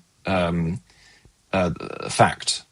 Because obviously, if you're investing in a business, you'd have to seriously, like, I am very happy that the things that are said about the way Tesla is run aren't true, because I've done extreme, deep, and very long research into the Look at business. this guy. Tesla is finished 8 months ago. Burn it all. And he Yeah, says at yeah. this But this is top of his thing, sensationalist. You know, this is not seeing through the serious. delusion. Yeah, this is not serious. But look at the people, the other very serious people in the world, and very serious institutions that have massive Tesla investments. They're not posting thumbnails like this, are they? They're not doing like really sensationalist, emotional. It's just silly. It's not serious. This is noise that you have. I never digest any of this stuff, because it's of no use. It's that this would be a wasted investment of my time and energy to look at any of this stuff. I'll look at the business and I'll make up my own mind about Yeah. whether a business is corrupt or not, because I wouldn't be particularly interested in profiting off off certain things. But I'm happy in that instance, along with all the other companies that I invest money to own a little piece of, that they're doing things that I approve of, like you would if you were getting involved in a business as a, directly as an investor in a startup business or something. Some things you wouldn't get involved with, some people you wouldn't get involved with, and you'd check that out to make sure you were happy about it. I felt, John, like I had to really kind of extract myself out of like political YouTube to do any of this at all, because all of the paradigms of It just listening steers you away to, from it. It just steers you away from it, they convince I me think. that the world's going to end all the time as well, and that I shouldn't, that this is not worth my time. So Yeah, yeah. it's You know, like I the think Alex Jones has been saying like the dollar's going to collapse like tomorrow for the last 25 years. yes, yes. I mean, when you get into economic, I mean, I'm no expert, but and like I say, I failed maths repeatedly when I was Mm, young. I was not a mathematically kind of natural at all, and it's only when I've got into older age that it's mm, something in it has just really started to fascinate me. I think it's maybe part of the times that we're in that things have just got so crazy that mm, and really at the center of everything is the fiat model when you get down to it. You know that the it's like you're in a regime, whether you know you're in a regime or not. Everyone's in a regime. If there's fiat involved, you're in some form of regime where the banks and the state can say we're going to print these society tokens and and we'll exchange them for your precious energy. You can have some of these society tokens, but we'll take some of them back. We'll take some of them back. So we need we need that in the old tax and all that. You know, we need to take some of the society tokens back. You can keep some of the tokens. When you spend the tokens, some of it will come back as well. Like basically, all of it will come back. All of it will come back, and it's like, and you can't print the tokens. You're not allowed to do that. That's and you're like, but you can. The banks and the state, you can print it. It's like, yeah, don't worry about that. Don't worry about don't worry about mm. that. And it's like, and you're like, and these tokens, that so that every day the value of them goes down. It's like, yeah, don't worry about that. You got to keep Mm. working for the it's like if you put it in different language, like Scott Adams' thing of like if you can reframe your brain by just calling something a different thing, and it's like, oh shit, suddenly see how stupid it is. Um, Yeah. but you know, stuff like read Thomas Sowell's Basic Economics and just like did like really like foundational stuff. It just really interested me. Like, how does any of this work? And Mm. you can always say, yeah, kind of like when you look at it, it does look like it's all going to fall over any minute. Yep. And what like money has, if you go into the history of money, which is also very interesting, hasn't always been the same thing. It's taken different forms. Mm. It's kind of all made up. It's like it's a convention. It's a fable agreed upon in a way. And the only sinister thing is that most people, the demos, are kind of allowed to assume it's a real thing. And really, anybody that knows anything about it is like, yeah, it's not, is it? It's just made up. I mean, it obviously reflects things. It does reflect material things. But when you get down to it, really, it's immaterial in that sense. Um, so it's just very interesting. It's something that's really interested me as I've kind of stumbled into it. And once you start to deconstruct it, you see that the things that you worry about it, kind of like phantoms in a way, and you realize that people that know about it know that, and you sort of start to wish more people could have some kind of illustration in their life that snaps them out of it, and they're like, oh yeah, I see, you know, because it's very conceptual. It's a very conceptual thing. So let me ask you about a few things, a few themes. Then, what Yes. I want to ask you before, like, you have to go or whatever, because I'm Yes, realizing this I've is. had you I for didn't realize how long this. Yes, didn't realize how long we've been going on. yeah, I realize I've had you for a long time. So I do want to get some. This is not investment advice, obviously, but I do want to get your opinion on a couple of things, right? Because I'm putting like all my eggs in certain baskets, You got your and ETH. You got your ETH. yeah, what do you think to this play? Basically, I want to know what do you think to this play on, uh, basically on what I see. I don't know if I'm just being hoodwinked. Oh, good Is old Tom. the financial system, is it about to tokenize? like Larry Fink keeps saying is going to happen? And if so, do you think Ethereum is the play? Because it's where I'm putting my money at the minute. I'm Yeah, I mean, making a I big am bet on it. more, I am more in equities and companies than crypto. Now I have traded around it. I've traded MicroStrategy. I traded MicroStrategy volatility on, which is a Bitcoin Treasury. outfit. Yeah, Treasury. Yep. Thank you. And I traded the volatility of MicroStrategy on leverage because I'm mental and stupid. And I got some BMNR and different bits and pieces. And I did some. I think there was some high yield options on when the crypto ETF thing happened. I seem to remember I Yep. got a bit of that. So I've sort of been in and out of it, but I don't. I don't really. I'm not heavy in crypto. In my mind, because I've got certain fiscal targets that I still want to achieve with the time that I've got left, and it's mainly Sure. really I'm a husband, I'm a dad. I want to Yeah. generate generational wealth because the future is extremely uncertain, and I don't know. I want my kids, my wife, to be completely safe and taken care of with liquid capital assets.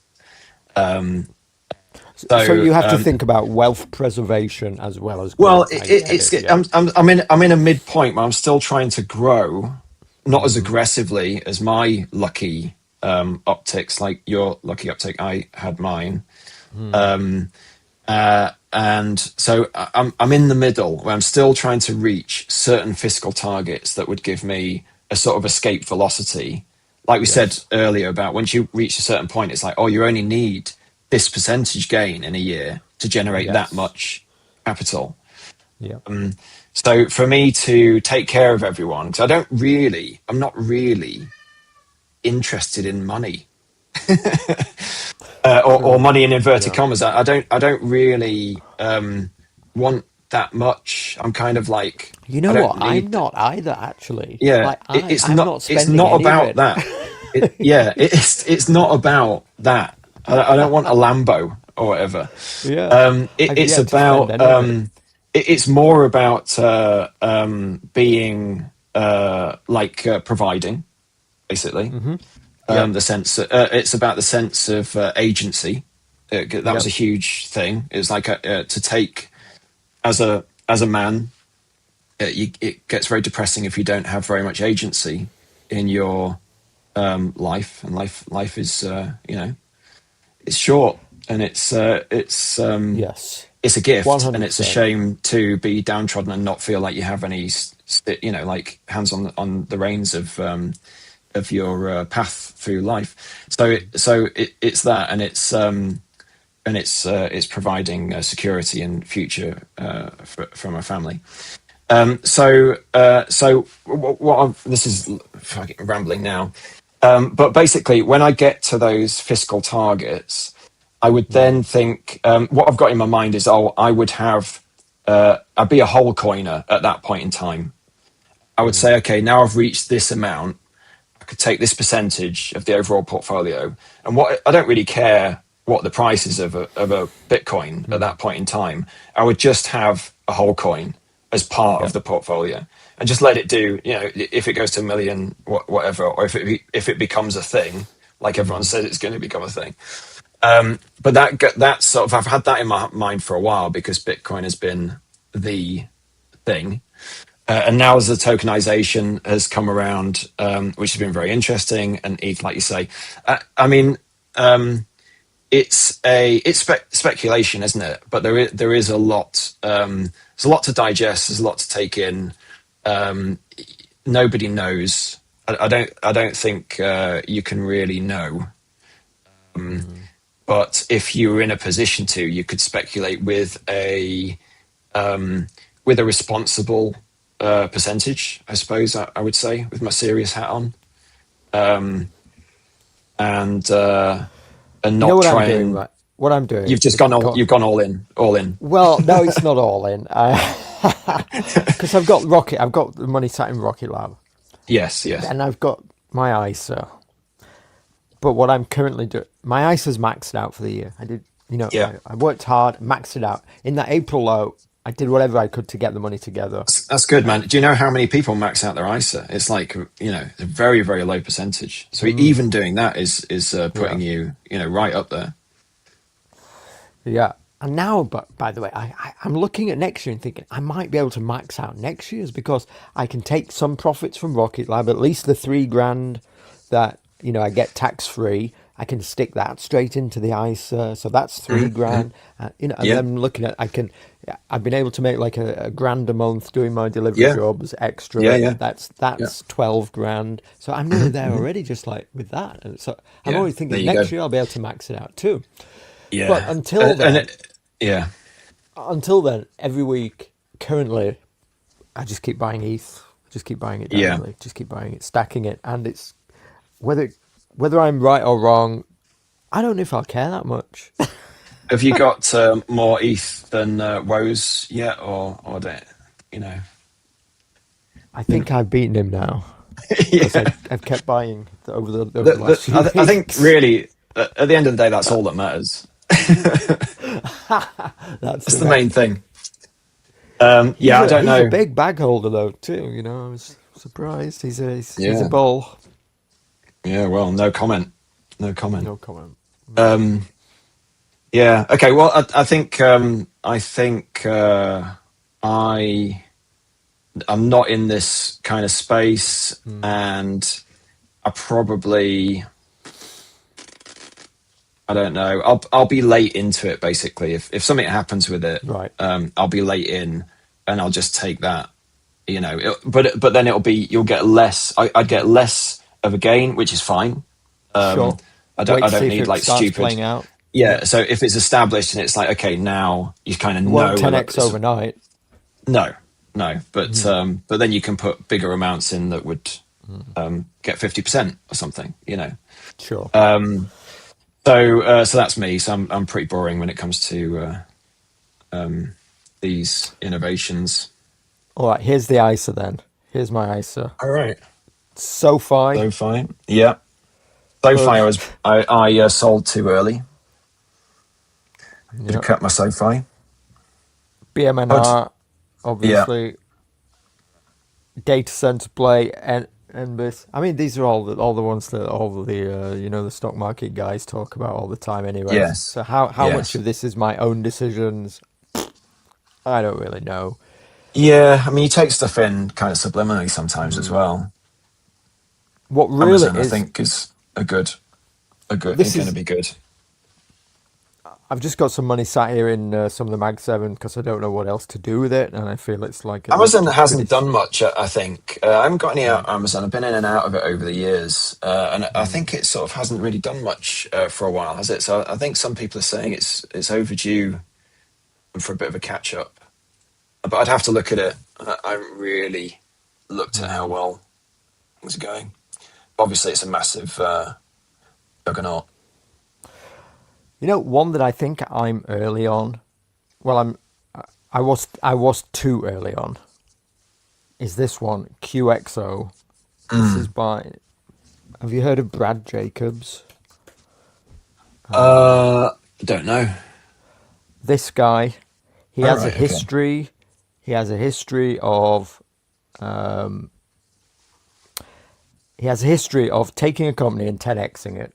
And a year ago, he took over a company, renamed it QXO, All right. and Jared Kushner has Yes. something like a billion.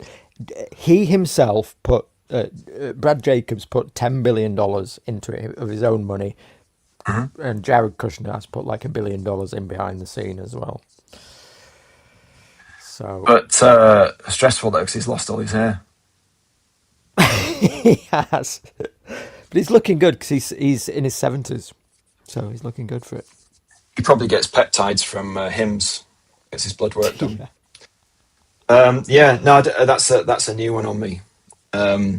But there's like there's a lot of opportunities Yeah.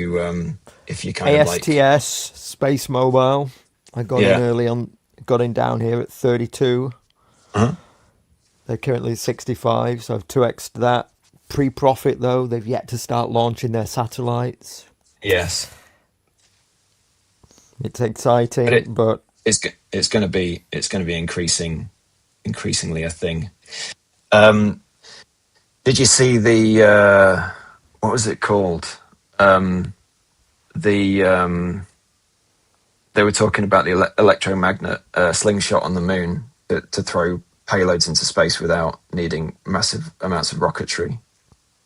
who was? Basically, there's gonna be well, it's generally on X, like Oh, right. between Musk and other people talking about these like old MIT 1970s theoretical models for space that could never be done up until now. And now the economics and the technology is there that you could actually do some of these projects.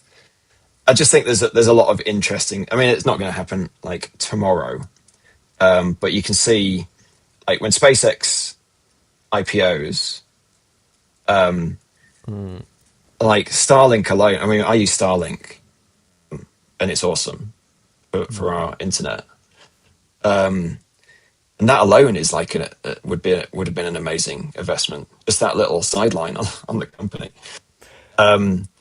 and putting payloads into space is probably going to be a thing. I would say. So I think 100%. yeah. Will I be getting SpaceX? Probably. Again, position trading over an amount of time.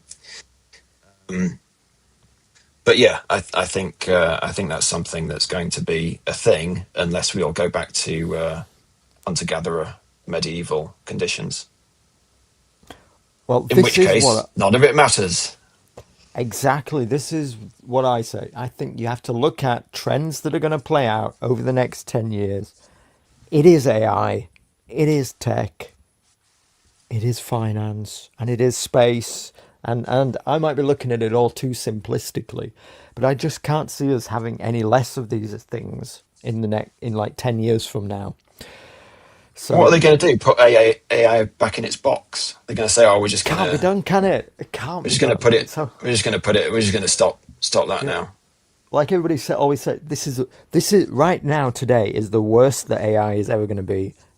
Today's the worst that robots are ever going to be. It's the worst that self-driving is ever going to be, which is crazy Thing to is, me. you can always find a downside of these things. Any technology, you can be like super critical of because the technologies, as they advance, just allow people to be horrible in even more like even more advanced ways, and do the sinister biddings of our worst. But I don't know, man. I think Do you think I it's a think bubble right now? well, there's always bubbles to some extent. I mean, I think AI is going to be, it's like the metaverse was a bubble. It was just a little one. Everything was like, there's things that come along. And it's like it creates a buzz just to fluff up the market deliberately. And again, in the system that we're in, it's designed to go boom and bust repeatedly. It's actually designed to do that. And the system sort of makes money both ways, you know. So I think AI, like Tom Lee was talking about the other day, where he was sounding a tiny bit bearish for the first time in like Yes, it was. ages, and he was Yes. saying that some of the companies obviously won't be around, some of the AI companies won't be around. But AI will be around, and over Yeah. time it'll even out, and then you'll start to get the applications. So I like Tesla as an investment because they're doing embodied AI. It's actually has a task which you can actually model it out. You can see the application of it. Yeah, the question is, where's the value creation going to be with all this AI right now? At least with Tesla, you Yeah, can see it in the yeah. the actual product is there. Right. Yeah, like the if it's just snowboarding kittens or whatever, um, it's harder to see. It's like, how But is again, OpenAI going to monetize? Is the yeah, big question. yeah, yes, yeah.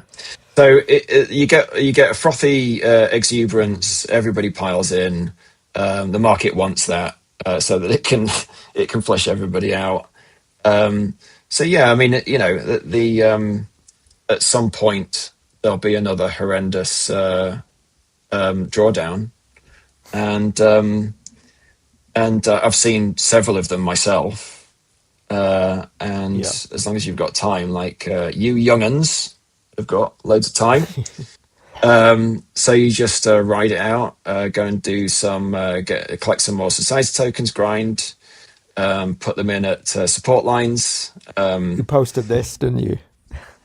Yeah, yeah. I mean, you can see there that the S&P has effectively been in a channel for years and years, and I could see in April when it was a tariff terror that it hit the bottom of that V there, that last V. Oh You could yeah, yeah. literally see, like, when it Wow. was at that channel, I posted at the time and I said, if it goes through this line, we're through the looking glass. But this is, I posted on my kind of like, you know, just to my friends and stuff. I was like, look, the fear and greed index is at max extreme fear, right? The RSI is down oversold at this level. I said, every other time this happens and it hits this line, it goes up again. I said, and you don't know if that's going to happen, but what's the probability of upside versus downside? And I bought some leveraged S&P at that point. I was like, well, I'll just try it, and it went back up off the line. So it's like, and then the other day, Tom Lee, who was saying a 7,500 on the SPY, was saying, well, we might have a pullback before we get to 7,500. It's like, well, yeah, you could draw two arrows there and say, yeah, it could pull back as far as, Yeah. because Amit, who we both listen to, who's very good, Yeah. does streams every day. He was saying, oh, I can't see it coming back to, 550 or whatever. It's like, well, it could do, because if you draw it draw it on that, like it could do, and you'd actually, if it hit 550, you'd still be in a bullish channel. And then when you draw it back up to the top of the channel, it's at where Tom Lee's saying it's going to get to. It's like, now it could do anything in between. You don't know what the fuck it's going to do. Sure. Sure. Nobody does. But at least you're dealing with kind of like rough timescales and rough probabilities. And in April, it was like, you know, it's like, well, it's pretty safe time to buy some leveraged S&P. And if you get, you know, and you're not talking about big amounts, you just talk about small amounts just to buy it. But yeah, it's funny. There's all these tailwinds for the market. When I look at it, it's why I don't feel like pulling my money out. And I know, like the sensible people say, you know, oh, you should hedge and you should take money out away. Actually, I heard for the first time yesterday that Amit has hedged his hood stock. By the way, Yes. Yeah. I mean, which he's I was massively up. shocked. He's I was massively shocked up to on the hear hood. though that he'd done that. It's the first time I've heard him actually say he's hedging. Yeah, he's So definitely changed. Well, something's he was rattled saying these is, guys. yeah, he was saying that he's got a bit tired. I mean, he's on it every single day, isn't he? And the market has been a bit of a roller coaster, and it must just be like if you're on it that intensively all the time, and he's got to a point where he wants to lock some of it in. So I think it's kind of like that exhaustion thing of you would lose. It's you get to a point where it's like I would lock this in, and I would be okay if it keeps going up, and I'll lose gains that I would have got. Like I won't torture myself over that because at least I can sleep. Yeah, You know, because there've been times when I've had nothing. I've had everything in the market, and it's gone down. You know, my whole portfolio value has gone down 50% or more probably at times. And I just haven't had any dry powder to put in for ages. You know, it's like, well, you just have to wait. You just have to yeah. wait. The thing with what Amit's done, he's done options, which I mean, Yes. do you trade options? I mean, I don't No, fully understand them yet, but you know, they are. they're tricky. There's a chap who does an options course who can't remember his name now. I'll look for it. It's quite intense.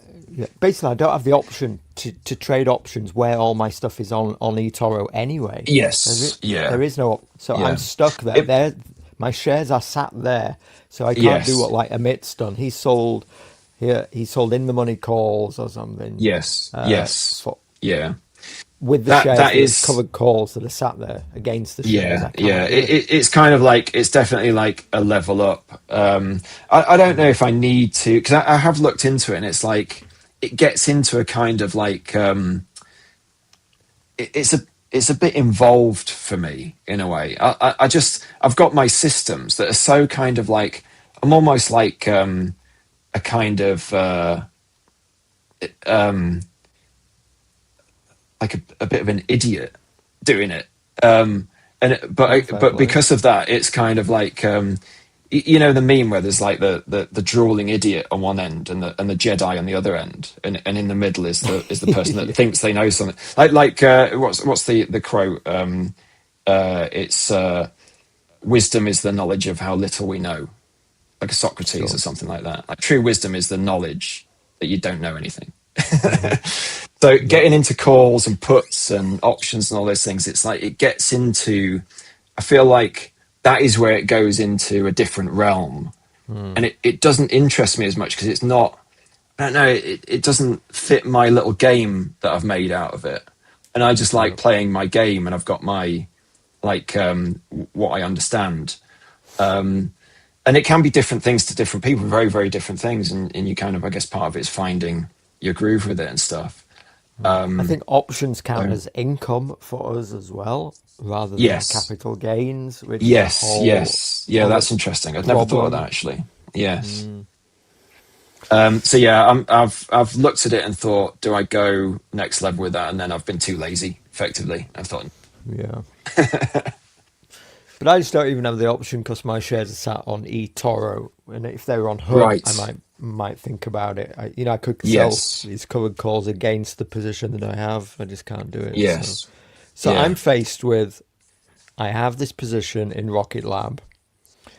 Do you think Let's have a that look at Rocket Lab. I'm just going to pull it up on my trading view. By the way, I So know when I've did had you, you. you, I've had yeah, you don't for worry. over 2 hours Don't already. I'm fully aware don't of worry. this. We'll put if anyone's left Take your listening to this, liberties. we'll put them out of their misery soon. So you got in quite low, didn't you, on Rocket Lab? $3.69, I think. And you watched it $3.69, and you watched it go up to 75 odd dollars, $74. Yeah, I did my I video when mean, it hit 100 grand. that is an I, epic mm, trade. That is like that is particularly epic. yeah, And that was from when was that from 2024? Did you get in, or was it earlier than that? I think it was like August 2023. Oh, right, okay. You watched it go sort of sideways a bit for a while, Yeah, up maybe double it. So you maybe got 100% when it went up to like $7 or $8, you know what? I and then wasn't it came even back watching it. down. I wasn't Yeah, even paying attention. I wasn't you even if you opening the got it app. back then in 23, you would have watched it double and you have 100% in a couple of months, which in of itself, if you'd been watching it and seen it go up 100%, your mind would have been blown. You're like, what is that right? 100%. I think if I'd been Um, watching it, I'd have panicked and taken it and out. yeah, exactly. You But you would now have because thought, it's so gone so yeah, much, and it's like if then what would have happened is you would have watched it in the same time go back down to where you started, and you would have thought, shit, I should have sold it all because I had 100%, yeah, and now I've watched it all disappear. yep, And then you held, and then it went to the moon. And it's come back down at 30, went down to like 30s, went back up to 65. So it's basically like it'll depend. Like Rocket Lab, if I was looking at it, I've got a bit. If I was continuing to build out a position, hmm um, I it looks to me like it's forming higher lows and lower highs. It looks like it's That's bouncing. bearish. That's bearish, isn't it? Well, it could go either way. So it means that it's bouncing off an inclining support and a declining resistance, depending on that getting like confirmed. If it did that, if it bounced off those two lines that are getting increasingly smaller, it gets to a point where it has to make a decision. It has to pop one way or the other, and that would be at the moment it would be April next year, just in the next tax year. So I would say it would probably bounce between those positions, and I would probably add to my position if it hit the support, which is like about 40. And then there is a lower one, a longer term one, which is about 30. And I would happily build out a Rocket Lab position if it hit 40 or 30, just ahead of like SpaceX IPO, effectively, because I think it'll probably go off the back of that. Also, in January, in Q1, they're expected to test fly their Neutron rocket. I mean, Yes, anticipation has been building to this moment. and Now, they this had could be good. a successful launch the other day, didn't they? I seem to remember seeing. They Well, launch all the time now. They've done 20 launches yes, this year. yeah. They're the second most prolific launch I mean, vehicle now. SpaceX IPO is going to be like a big deal, It and is, yeah. this is the next one along. So yeah, I'd continue to accumulate. I'm gonna get a bit more of that, I think. But you never know. You never know. I'm not going to do it with like massive. It would be a modest position. I haven't looked massively at the company and stuff, so I'm sort of like speculating on hype, effectively. So I would only do it with Here's a my small amount. intelligence, right? The level of my intelligence into how I'm picking stocks is I look at a company and I think in 2035, what like market cap will it have? So I look at something and I think this is like worth $2 billion today. Yes. Will it be worth, do I think in 10 years this company could be like worth $10 billion? And if so, I throw money at it. Yeah. And that's about the level of. Well, I'm how much moon. more I'm complicated does it need to be at the end of the day? yeah. I'm Like you can moonshotting. I distill it think down to that. basically. Yeah. Yeah. Well, I think you should be very proud of yourself, and Thank you. you're setting a very good example for your peers, and hopefully more young men will treat it like a role-playing game, map out the parameters of the game, map out the many obstacles and mini bosses that are going to try and stop you consistently. It game doesn't make it easy for you; it makes it hard for a reason. And you can grind, stack, and convert your society tokens, which are rubbish, into capital assets, which appreciate in value. Yeah. And if you do that in your 20s, you'll be way ahead of where I was when I was 40. I started talking about this because I'd managed to do it, made a success of it with extra money. So I thought I could give this bit of like this nugget that I cracked, that I gamified to other Yeah. people. I don't know if anybody else is gonna realize it, but you mentioned in a message to me that you how did you phrase it? You said it's the rebellious act. That you think that this is Well, like oh the thing yes, that I've forgotten and about that. Yes, that yes, really stuck in my mind. You said you think that young people, they think they're like getting into politics or whatever, and that they're riding. You alluded to how people think they're riding the tiger, but the real rebellious act would be to like be successful financially in spite of the system, and that really struck a chord with me. So Well, you're in a system, I believe, of ruthless extraction, yes, which basically describes nature.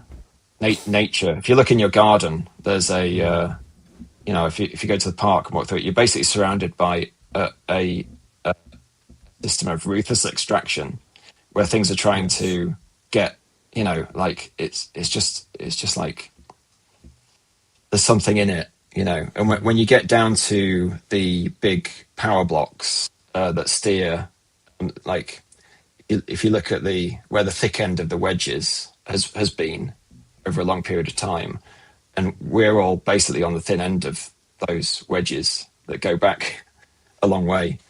Yeah. So you need to so like I say, you're allowed to do it, but it's somewhat esoteric. It's somewhat opaque, and it relies on people being the people who can have the capacity to break down the concepts that we're sort of formatted with effectively. But you are allowed to actually extract back. So and now, even though things are more extreme in all vectors, so things are harder in many ways now, that the conditions have intensified, let's say. But by the same token, it has never been easier to pick up a gig job like Amazon Flex and generate some extra if you have the time and energy to do it. And it's never been easier to own, as a business owner, a part business owner, the biggest companies in the world have never, that are doing things. It's just like that is how you can do that in, like, you did it in those easy steps. And so it would Still be doing good it. to, Still doing yeah, it and to. I think there's a lot of noise out there and voices that really people think are helping them, but they keep effectively, when you come out of the other end of it, you spend ages listening to commentators and people talking about what's going on, and you're trying to find answers and trying to get some sort of insight or some kind of help or tips of what to do, what the hell to do. But you come out of the end of those things really in the same position, unless you're looking at, listening to 20 something Americans like Amit, who are like, have kind of like got it, who understand. I was in America recently working, and I was checking the markets in a downtime, and the people there were like, "Oh, do you do stocks?" I was like, "Yeah, to check the markets a lot, always sort of checking what's happening." And it was just funny to me that in America, even though more people in America, and they don't have the kind of like, in the UK, we're a bit icky about talking about money, and it's, like people don't like it, and the sort of certain amount of defeatism stuff that comes with it culturally that you don't have in America. And people there don't have any problem about talking about money and stuff, generally speaking. But even there, where you've got more people investing generally, but you're in America, and you should all own these. Why haven't you all got Nvidia stock, the biggest company in the world, and that's like in your country? I was like, everybody else is from around the world are investing in your companies. So yeah, it's just like even there people don't do it, but it really is. There's very little gatekeeping now. The only gatekeeping now is that not many people will be able to crack the kind of beliefs they hold about how things work, or the picture they've been led to believe about the way things actually work. But when you deconstruct fiat currency, a currency that's distributed by decree, when you deconstruct that, a lot of other things start to make sense. I would say it really unfolds, and the confusion that we can often find ourselves riding through the Kali Yuga, on riding the tiger through the Kali Yuga. A lot of that goes away when you start to deconstruct those things and get a handle and a little And bit gamify it. and and you take agency. So you're not getting whipped around by it. Yes. You're you know, a little bit more, little tiny bit more in control, because Even it all if you're comes down to that at the end losing, of the day. even if you're losing, it's by your own decisions, then, isn't it? And if it Well, doesn't feel so yeah, bad. yeah, that is true. I mean, that is philosophically true. Yeah, What I yeah, would but say to people is, if because most of my like audience, they're always giving me the thing, they're always telling me that things are going to collapse. There's no point in doing this. There's no point doing that. And I say, okay, then. Well, if that's what you believe, then wait. Then I don't know, bank on that. Wait for the stock market to dive, and then invest there. But build some capital to be ready to do it. Then, if that's what you're so sure of, then wait for the next correction, and be poised to make your play. But don't stay out forever. I think you're well, just going to miss out on you such an could wait, or opportunity. you could just put in like again, it's only a time thing. It's only a time thing. We've had all of the worst crashes, and you can see them on that good chart that you brought up earlier, that has all of the corrections and Yeah. all of the crashes. And as long as you had time, it was fine. So what are people scared of? Because if there's a financial crash, everything comes down anyway. You know, we all bailed out the banks in 2008, and Hmm. it was you know, I mean, not to get too far into that, but that was a bad that was bad finance, bad naughty global finance. It was global finance being very, very naughty, and we're all going to still be paying for it. So it's like, the thing is, like, you're on the thin end of it anyway, whatever happens. It's like, this is what everything is in. This is like one of the mechanisms that runs everything. So you know, like, all your pensions are in it, and all of your, you know, like, everything's in the global economy anyway. Yeah. So if there's a crash, where you can see what happens with all the crashes, or if it's like so that is just a time thing. It's like, okay, so I see it go down for a bit, I keep going, and I bring the average down, and I get out of it quicker. Or it's the dollar collapses, and we all go back to trying to figure out how to sow turnips or whatever. And like you say, it doesn't And matter anyway. Then, yeah. and then it's like, well, that's not going to be, your stocks aren't going to be in the forefront of your mind at that point. It's going to be like trying not to get a scratch on your leg, just in case. Yeah, I remember this question from earlier on. If I have about 5 grand to invest, what would be Yes. good to invest in? Nobody can give you direct financial No. advice. No. No. No. Um, No. you have I to would come up with say your. I would say more broadly to anybody. Um, I would say that just the most beginner thing to do is to open a stocks and shares ISA. I use Trading 212. I think it's a very good platform. Other platforms Yeah. are available. It's free, and I would just put my money in there, because you get interest on any cash that you hold in there anyway. So you'd start getting a bit of interest on any cash that you held in a stocks and shares ISA, and that interest is tax free.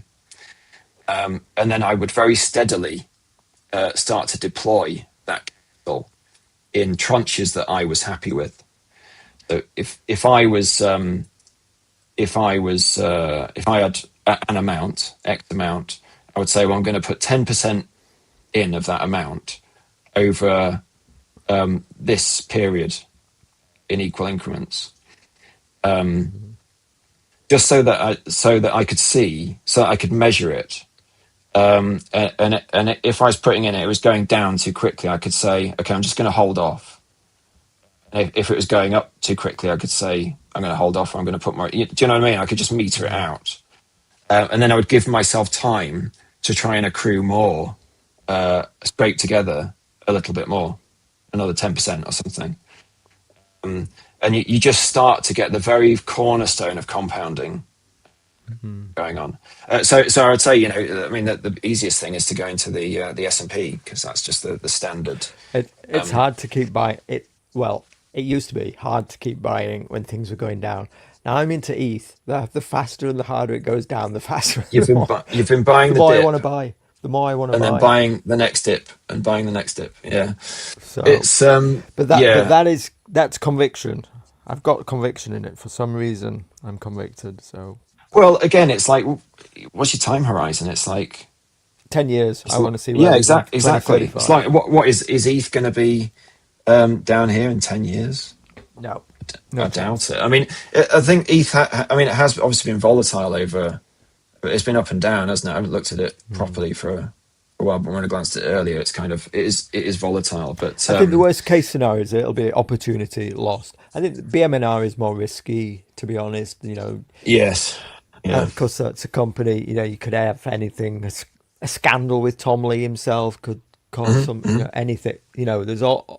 There's much different risks there, but the reward is higher as well. hmm So, but But that's yeah, why I'm just buying. start with the S&P for anybody. That's what that. Well, I'm not telling anybody to do anything, but that's what most Mm, people would do. And if you do it in small tranches over a long period of time, while you're trying to accrue, trying to stack and try and grind and stack a little bit more capital, mm, whatever you can, and that can be small amounts. It doesn't really matter. The only thing that matters is that you start doing it, and then you get over the point where you worried about it, and you allow it to start doing its thing, and then you, even if it's a small demonstration, you have something demonstrable to yourself where you're like, okay, I've got a model here. I can see what I put in when, what happened around it, and what the results have been. mm.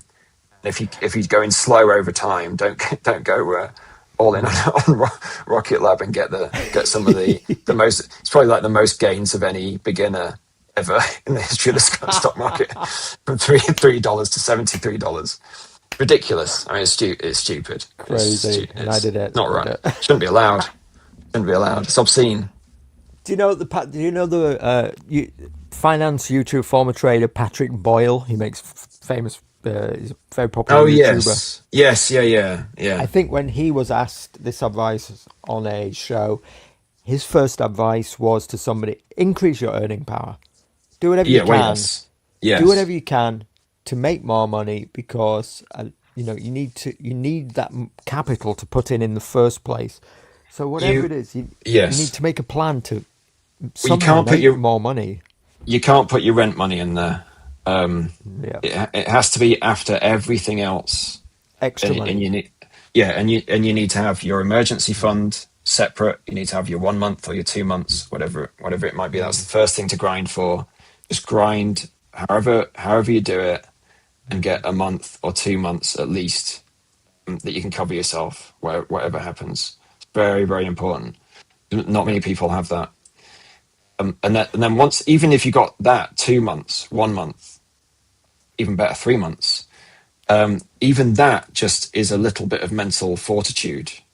Um, you've got that, and then on top of that, you can start doing this. But you have to do it with money that you're thinking, if I held on to this, if I spent it, it'd be gone, and I would have paid the VAT back to the society token people, and it would depreciate, or I could hold on to it, and it would lose its value like sand going through your hands gradually. mm, So this is money that everything's paid. I've done whatever I needed to do, to get a bit extra, and I'm putting it into this because the global markets, unless we go to medieval turnips, the global markets will at some point go up, and you'll see yes. that eventually. And if you're young, then it's like, don't worry about it, because you know it's like you have got 10 years before you even need to get started, Mm. from my point of Oh, view, because I didn't start it until I was 40. sure, I get it. Yep, I get it. Definitely. I think as well. A lot of If I'd people started when I was go 28, I would have been so rich.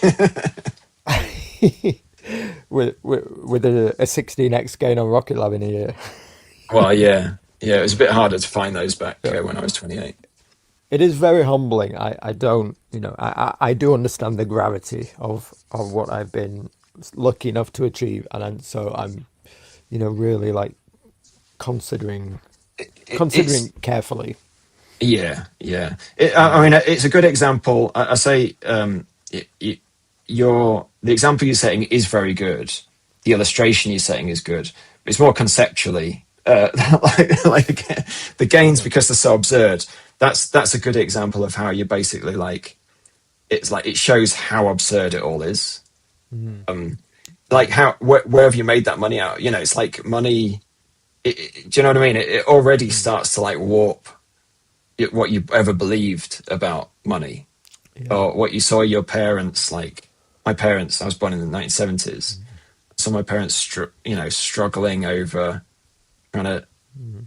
pay for things and stuff, and you're like, god, like it's on the other side of it, it's so absurd. Mm. And things like that show that, and you're like, it doesn't really, like, you shouldn't care about it so much because it doesn't care about us. The system based around generating, like harvesting from people's labor and getting them in debt to generate this money. It's like it's mad and it's stupid, and everybody should just get into it and start taking from it because it's there for the taking. It's like that If Troy you can quote, isn't just it? Take it, it's yeah, yours. yeah, exactly. It's like if you just don't be scared of it as if it was real. Obviously, the effects of it are real, but the actual thing itself, once you get into it, you're like, You- oh shit, it's not actually real. It's not actually a real thing. Weird, Yeah, a weird world. don't just hate the capitalists. Learn to beat them. Basically, join the Well, it's like movement. what are you going to do if that's what we find, if that's the game that we find ourselves in? It's like, okay, well, abstain. Um, It's just a I loser can, mentality. I'll be blunt about it. It's a loser mentality. yeah. I mean, it's like do your thing, but it's like at the end of the day, that is the system that you're in. Whether this is like that Althusser stuff of seeing the water that you swim in.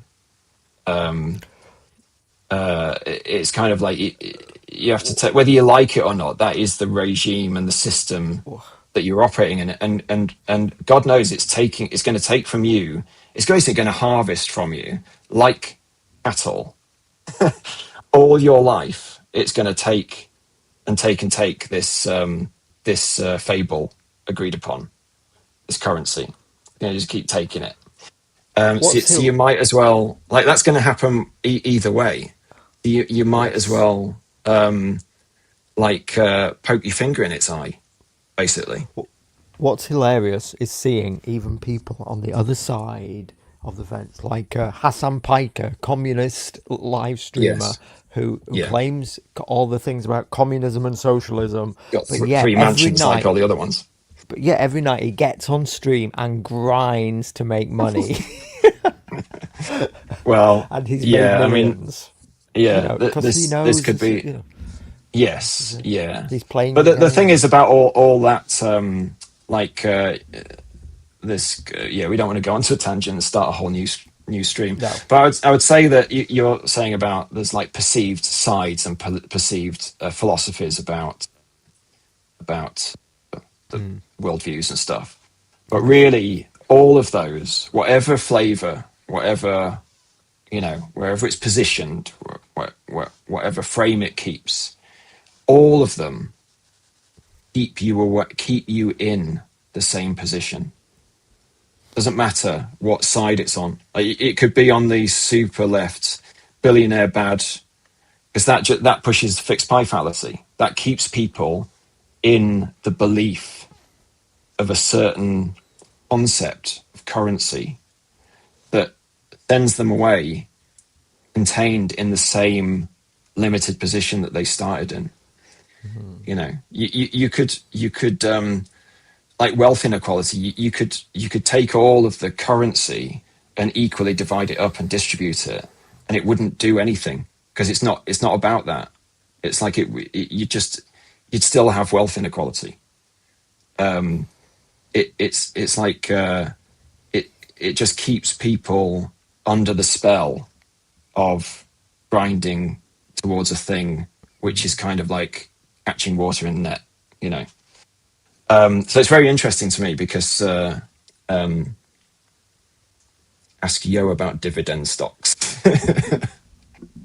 I like that they're using my surname. It's like working. Where's Yo? What does Yo say about this? He's asked me What does Yo twice. say about orange juice Yeah. futures?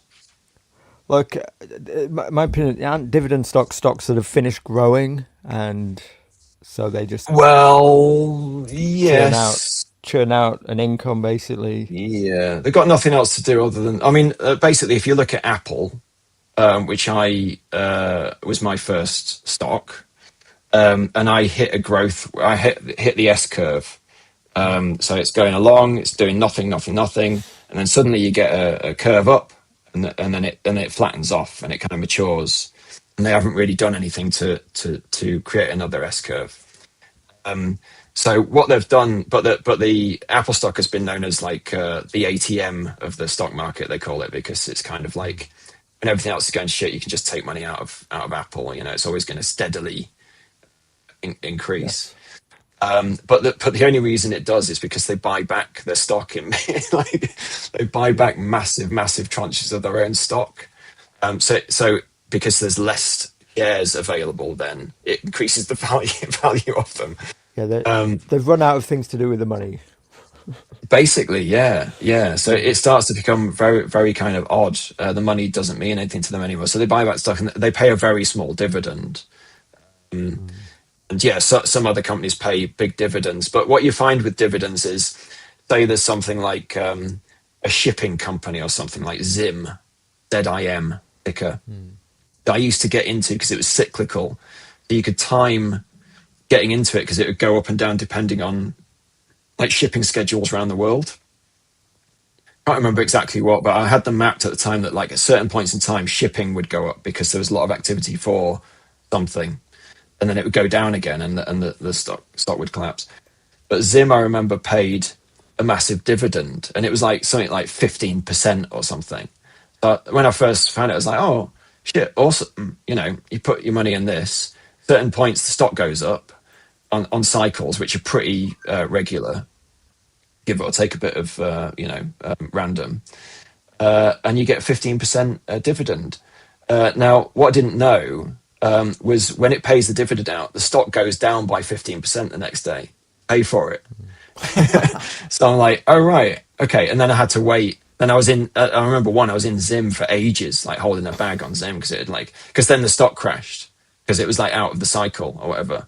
So I was like, I had to hold it because I collected 15%, but then it took 15% off me. Then you just have to watch out for them. I mean, it's fine if you're in a mature portfolio and someone's got like £1 million that they just park in a thing that generates 4% dividend or something a year, and that just like generates money for them because it doesn't matter. Then it's like it's just like a slice of their pie that they. It's like If the stock goes down more than the dividend over time, then it's obviously there was no point. You haven't achieved anything. That's the only thing to watch with them. Like B&M, Europe, Yes. British discount retailer, pays a 7.9% annual dividend. Now you look at that and you think, wow, I can only get 3.5% in a high yield savings account in the UK. I can get 7.9% dividend. It sounds too good to be true, doesn't it? But if you look at it over time, the stock's going down. Yeah. So it's either flat or going down. So it's paying for its own dividend, basically, isn't it? Yeah, it's not always the case. There are Right. funds. There are things like oh god, dare I mention like BlackRock funds and things like that, or like there's like loads and loads of different funds that generally go up over time and pay a dividend. But it's more like when you can park a big shit ton of money that you've made after like 20 years in investing or whatever, and you just say, oh, I'll just stick a load of it in there, and if the fund goes down for a while, it doesn't matter, I'll just collect the dividends and wait and cash it in later. So it's okay. It's not really something I've massively concentrated on, dividends, because you have to get that mix just right. Like I say, I could see it when I reach like escape velocity fiscal targets, if I do, touch wood, hopefully. So I can look after everyone, and it's like it's always gonna generate more than, so it's kind of like reach that escape velocity fiscally. At that point, if I say, okay, I'm going to get a Bitcoin, I'm going to get buy some physical gold just for the sake of it, and I'm going to park this much of it in a boring fund that just generates this amount. I could see you doing it then, when it doesn't really. It's more of like a little piece of a very, very mature, established portfolio rather than a strategy. The other thing to be aware of with dividends is if you are invested in US companies or other foreign Yes, companies, those individual nations will have what's called withholding tax. So I that's think a very good point. Yeah, you on a have to do your US, W8BEN form or whatever to receive foreign dividends, and they get taxed at source. so I think even the minimum now, even with the treaty or whatever it is with the UK and the Yes. US, it's 15%. So if you hold a US stock, it's a great dividend. You're going to pay the US government 15% on that dividend anyway. So really, And what, dividends, you have to be in like yeah. UK stocks, don't you, for dividends, I guess. Yeah, I suppose so. I mean, I did, because obviously I had a big Apple position, so I collected an Apple dividend quarterly over many years, Mm. and it was in just a regular bank investing account. So I didn't know anything about ISAs at the time. I think they were quite nascent at the time anyway. So when I got paid Apple dividends, it would get obviously the withholding tax, and then I would have to declare that on my taxes every year, how many Yeah. dividends I got. So yeah, I don't know. I mean, it can be okay in certain instances, but it's not like, it sounds good, and then you get into it and you're like, it's not exactly, you know. I mean, it's not as good as going $3 to $73 in 3 years. That's not as good as that. I mean, True. growth is like business investing. You got these absolutely massive, unstoppable businesses going on in the world, and that's investing in big businesses that are innovating and growing, and that's kind of like, that's where you're going to see a meaningful material And with accumulation. Rocket Lab, by the way, it was just like I had the, I might be patting myself too much on the back here to say like the vision or the foresight, but I just looked at it. They had a rocket blow up, by the way. I was watching the SpaceX test launches in Boca Chica, Texas, of the new Starship. Mm. This was like Mm. 2020 or something. I was Yeah, excited about this. All the nerds were talking about all the rocket companies. Found out about Rocket Lab. They had a rocket blow up, and I was like, yeah. "This would be a I great time to remember. invest I in this remember. company." Yeah. Had a Was that look, the and it company that guy? He I don't see him so much on the YouTube anymore, but he was called Dead Inside or something. Dead uh, Inside, don't think and I've heard of I him. think it might have been Rocket Lab where he put a massive bet on the launch, and he watched it explode, and the stock tanked, and it was live. He was streaming, and it was a massive drawdown on that position. Mm. But yeah, I and think it I just might have looked at been it. might have been that. I looked at it and I thought, it might have been Firefly. A couple of companies have gone bust. Rocket Yes, companies. yes. They're not always good investments, by the way, everybody. Rocket companies Think generally of fail. makes me think of Virgin Galactic as well, which was at one Another point failure. Yeah. into during the meme stock craze, which is something we all want to forget about during the sort of GameStop. and Yeah, it's why AMC. Rocket Lab in particular is such like a diamond in the rough. To be I just successful. think things have changed with this with the initiatives. Things have changed with the applications.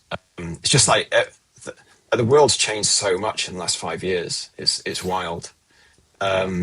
So I do think, like we were saying earlier, I just think next year it is going to be a thing, and it is second to the big dog. So it'll get some Yeah, peripheral action. I think.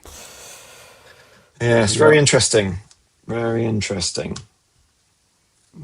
very good. Does John have any concerns about the bond gilt market collapse and the collateral effect on the stock market? I don't even understand that question. Well, gilts is like the government debt and stuff, isn't it? Uh, I mean, um, thing is there's all these. It's like it's precarious. The whole thing is precarious. This week, it's everyone's freaking out about the Japanese yen carry trade because Mm, I I learnt it about happened that. before. Yeah, there was the one before that was unexpected, and the markets shat the bed because of the yen carry trade, and it's because of all the governments need to have massive debts, and they all buy each Mm, other's debt. So, I mean, that in itself is like when you actually get into it, it's ludicrous. It's absolutely ludicrous. And when they say, "Oh, in the budget, oh, we've lost." There's a 20 billion black hole. What are we going to do? mm, It's like, yeah, you've borrowed uh, like the government debt up to 2000 from like the Napoleonic Wars to 2000 was something like so many hundred billion. But it's like mm. 350 billion national debt or something at the year 2000. And in the last 25 years, they've 10x'd it to like 3.5 trillion. And it's like, oh, you're on, and you're collecting like you were collecting in total taxes in about 2018. The total taxes collected by the state was about 580 billion, and this year it's over a trillion for the first time, 1.1 trillion or something. So it's on the road to 1.5 trillion in total taxes. And you're telling us this story about 20 billion alleged black coal that we need to dig deep for. Guys, we're going to need take some more of those society tokens back off you, I'm afraid. Um, Every it, time she comes to the dispatch box, she needs another 20 billion. I've noticed the yeah, pattern. yeah. The hands out again, the hands outstretched. So the whole thing's like just massive. It's like in answer to the question, yeah, I'm concerned about it Mm, because it's the global macro is it's like the slightest little thing. It's like a butterfly effect, like one little thing, and it all starts to get very panicky. But all I'd say is I just keep seeing it happening. you know So it's like, how long do you think, oh no, I could have been thinking that in 2014, couldn't I? the um thing is, capital has to go somewhere. yeah. These very rich and wealthy people have to put their money somewhere. So as Mhm. interest rates, as I understand it, I mean, tell me if I'm wrong. As I understand it, as interest rates come down, then uh, you know, high yield savings interest accounts and also bonds, don't they all become less attractive, and so capital has to go somewhere else. And the Yes. stock market is the natural place for it to go. There's some, I mean, the markets can get to a point quite easily where um I mean, it's not really an amazing metric for growth, but the traditional stock picking was very much based around one of the indicators, which is the price to earnings ratio. It's PE ratio. You'll hear Mm, people say. People don't talk about it so much because it's been like pretty useless in the past 10 years or so. Like yeah. if you'd used that as a metric on any of the massive juggernauts, you wouldn't have bought Mm, them basically because the price to earnings is, you have to project ahead, like further than Wall Street is willing to or can. mm, Um, so there comes a point where the market sells off, and the PEs for things would be so low that they would get like it would just have such a V. It would have such a violent bounce back up because the P's would be so like the computers would do it. Like the algos would do it. If Yes. if Meta or something got down to like single digit, do you know what I mean? It would just like it'd all kick in. Yeah, because at So the end of the I day, don't know. I don't know what would actually be the thing that would mean it was really over. This was the one. What would it take? It would have to be either that money evolves into something else, which it probably will do at some point, and there's tumult in that transition, or we've all got much bigger problems. I don't know. But yeah, you're always. But the concern is if there's a really massive crash, and how long is it going to last for? And have you got any money to put into it? That's the concern. yeah, have you got capital ready to deploy? Because I have been through several big crashes and had nothing to put in because I was too optimistic of my positioning, or too eager, you know, or too excited about it, or too enthusiastic, or whatever it might be. Like, didn't control my positioning with enough discipline, and then you've got several months where it goes down and you haven't got anything to put in. You have to wait a long time, and then so you haven't lost money, but I've lost years where I've been flat, Yeah, because I haven't been positioned to take advantage of big drawdowns. So that would be more the concern is, if that happens, have I got enough to take advantage of it, basically? yeah. I can see there being a short-term correction coming up. Like Oh yeah. you Well, the hit on spy will that go chart. back down to that line, won't it? Basically, at some point. Well, it doesn't just keep going up forever. So I mean, Yeah. It the has to question come is, down to correct to go back up again yeah, anyway. there's just the headwinds for next year, not the tailwinds for next year. Of like it's Trump's. It's Trump's stock market. He cares about it. It's the midterms. Yes. Is he going to Yes. allow the stock market to tank for the middle of the year? Yes. Yeah. He can now affect the stock market with a single tweet. He has that power. I don't know how he I got don't away with it think. because he said today was a good day to buy on the Yeah, he did, weekend. and Well, I he bought. crashed the market on the China one weekend. He crashed the market going into the Friday, and then on the Sunday said, "Actually, don't worry, I'm not going to do any of that." But He and said then it's a great day on to buy Monday, stocks. yeah, yeah, it was insane. It's been absolutely insane. But Trump, yeah, Donald Pump, they called him the first time round Donald because Trump, he yeah. pumped the market. So 2016 to 2020 was called Donald Pump. And with that power in his hand, he's got to be crazy to let the stock market tank between now and the midterms, hasn't he? That'd just be Well, it's his insane. whole brand, isn't it? It's braggadocious about it's the best ever, highest ever, most ever. So There's even conspiracy theory. You can read a lot into this. That all the turmoil that he's created might just be to like bring it all good round for the midterms.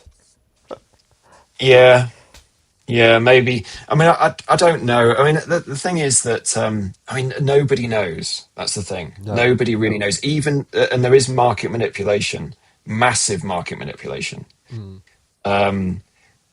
But even that has an element of random seed to it that it doesn't Yeah, necessarily always play out exactly as the market manipulator is trying to manipulate it. So all you can do is you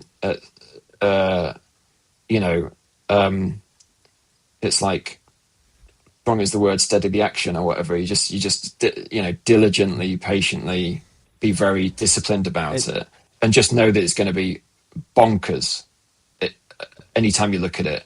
But over yeah, time, you get to a point where, like, I'm at a point where the market could crash more than it ever has done, and I would still have more than the original money I put into the market. that's how I look at my Rocket Lab. It's never going to go back to $3. Yeah, I mean, not unless the company, as long as you're happy that the company isn't going to fold. Yeah, Um, yeah, that's the only way it could go down to zero. yeah, yeah. Always that potential. Always, yeah. Just as I was laying out the logic for next year on like the midterms, and surely Trump's going to do X, Y, and Z. Then you could also, like you said, you never know, because another train of logic you could look at it and work out in your head where you say, well, all the powers that be that line up against Trump that are powerful Mm. market makers might also align to tank the market deliberately for Trump, and that could be Yeah. market manipulation. So you can never actually know. No, there's powerful forces pulling in all directions, and it's not it's very brutal on a day-to-day basis, and it's very unforgiving on a day-to-day basis most of the time. There is a way to beat that, which is don't interact with it in on those terms, Yeah. and try not to worry, and always and kind of like do it one foot in front of the other until you've done it long enough that you've then got through to the next stage, and then you're not going to be worried about the things that you were when you started, if you can just keep going with it. And when I first bought that Apple stock, it was down for a while. I remember looking at it, I was like, oh shit, have I made a mistake? It didn't just go straight up. It was like it fluctuated for a while, went down for a while, and That's where I am but with ETH right now. yeah. But it's like, but look back, and that was like that would have seemed like a big deal at the time. Obviously, now if I looked at it on the chart, it'd be ridiculous to look back on, utterly ridiculous. Be like you probably can't even see it on the chart. Warren Um, Buffett. Warren Buffett apparently said stocks are the only things that people don't like buying when they go on sale. When the yes, price is cheaper. yeah. Well, there's a reverse psychology that you have to fight in that, when it's the worst time to buy it, you get massive FOMO, and when it's the best time to buy it, you get massive fear, and you don't want to touch it. Yeah. And I still have that. When something's running, I'm like, oh shit, I need to deploy. Like, I need to double this position. Yeah. Right as it's You gone have up to like five stop percent. yourself. You have to slap yourself. You have to you have to bring yourself like It's about to hysterical. break out. Yeah, and then of course, if you do that, it's going to go back down to the point where Yeah. you're not interested in it anymore. I need to So stop buying ETH yeah, so it can finally go up. I think that's it's going down because you're consistently buying it. Yeah, it's yeah. directly Yeah. tracking your purchases. Yeah. But it's all going to come good in 2035. So I'm just going to ignore it, like I did with my Rocket Lab. If I'd have been looking at that Rocket Lab position whilst it was going up, I would have panicked and sold it, I think. Yeah, But of course you would. just because, That's the other thing, is that most people would, if they put 10 grand into an ISA and invested it in a couple of funds and a couple of Mag Sevens or something, and they saw that turn into 11 grand, they would be like, oh, I've made a grand. That is like, that is mind blowing that you can just yeah, generate £1,000.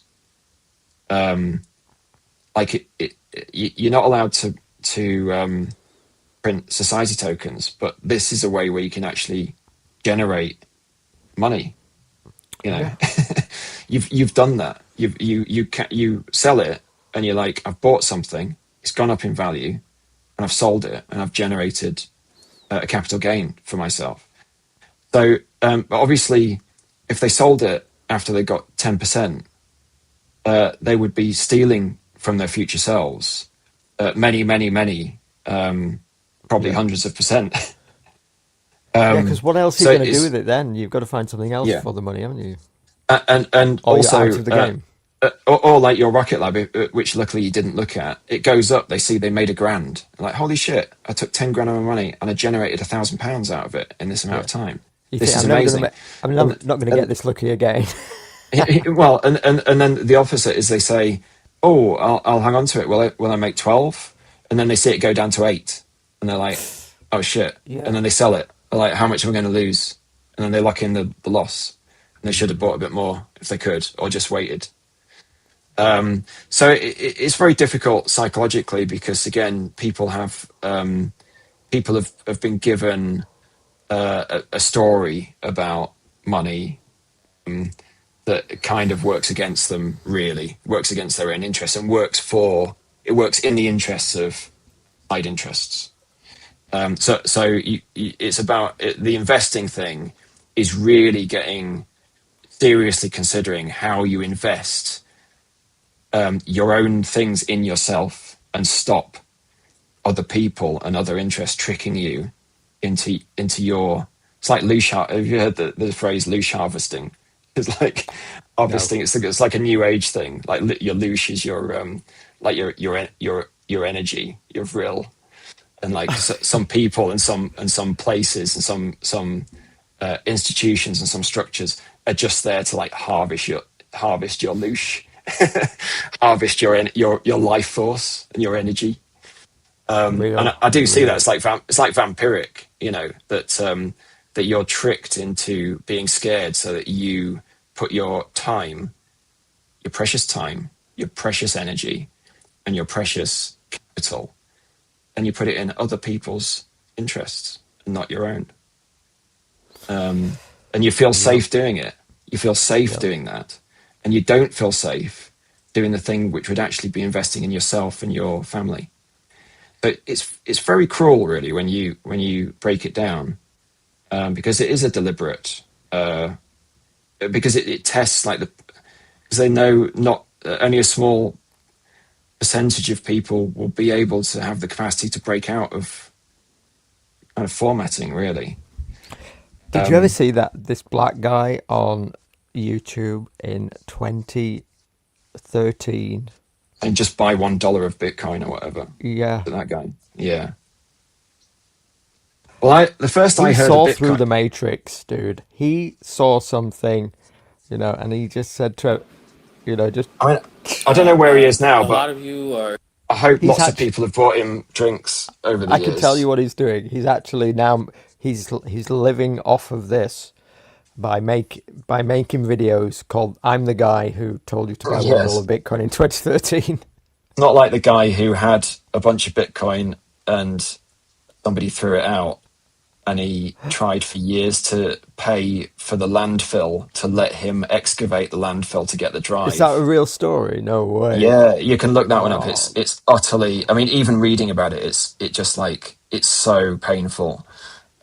And he got backers to say, if we pay, if we fund the excavation, it'll obviously be hugely expensive.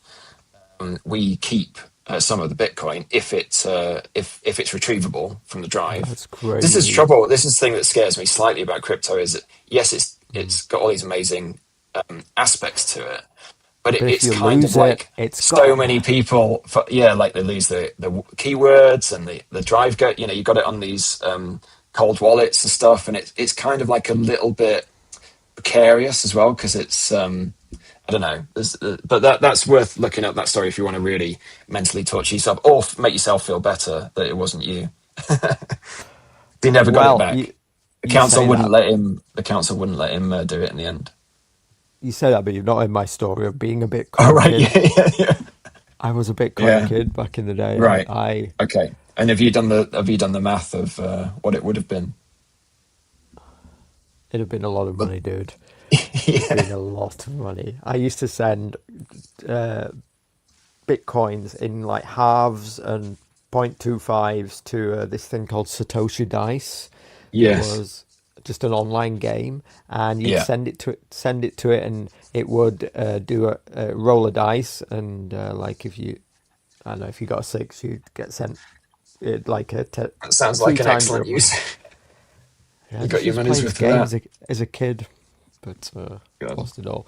But dude, we've hit 3 hours. I've had you here Yeah. for 3 freaking hours. I'm so When we were sorry coming for. up to the 2 hour mark, you were saying we'll wrap it Yeah. up in a minute. So I'll let you get out of here. Well, thank you very much for inviting me on. Appreciate it. And yeah, let's keep in touch. Talk about investing ideas and stuff. It's been good meeting you and talking about the whole concept of it.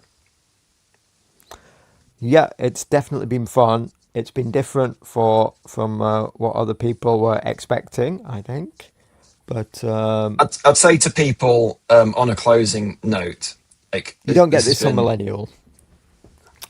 never actually watched that, but the bits I've watched of you taking the piss out of it, I found extremely amusing. Because it feels like to me it would be a bit of a wasted investment of time and energy. Mm-hmm.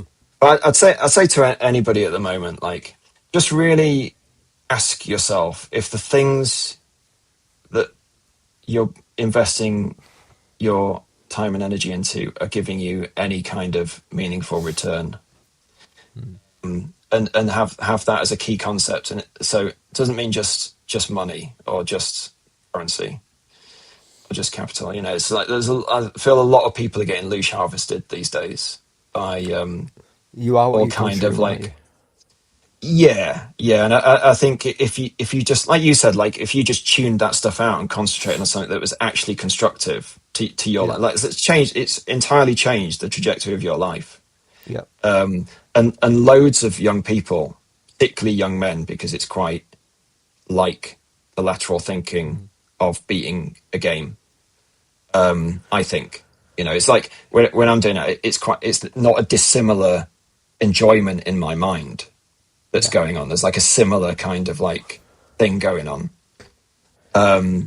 So tune out shit that is pretending to help you, but it's actually harvesting from you, and you're getting very, very little return on your investment.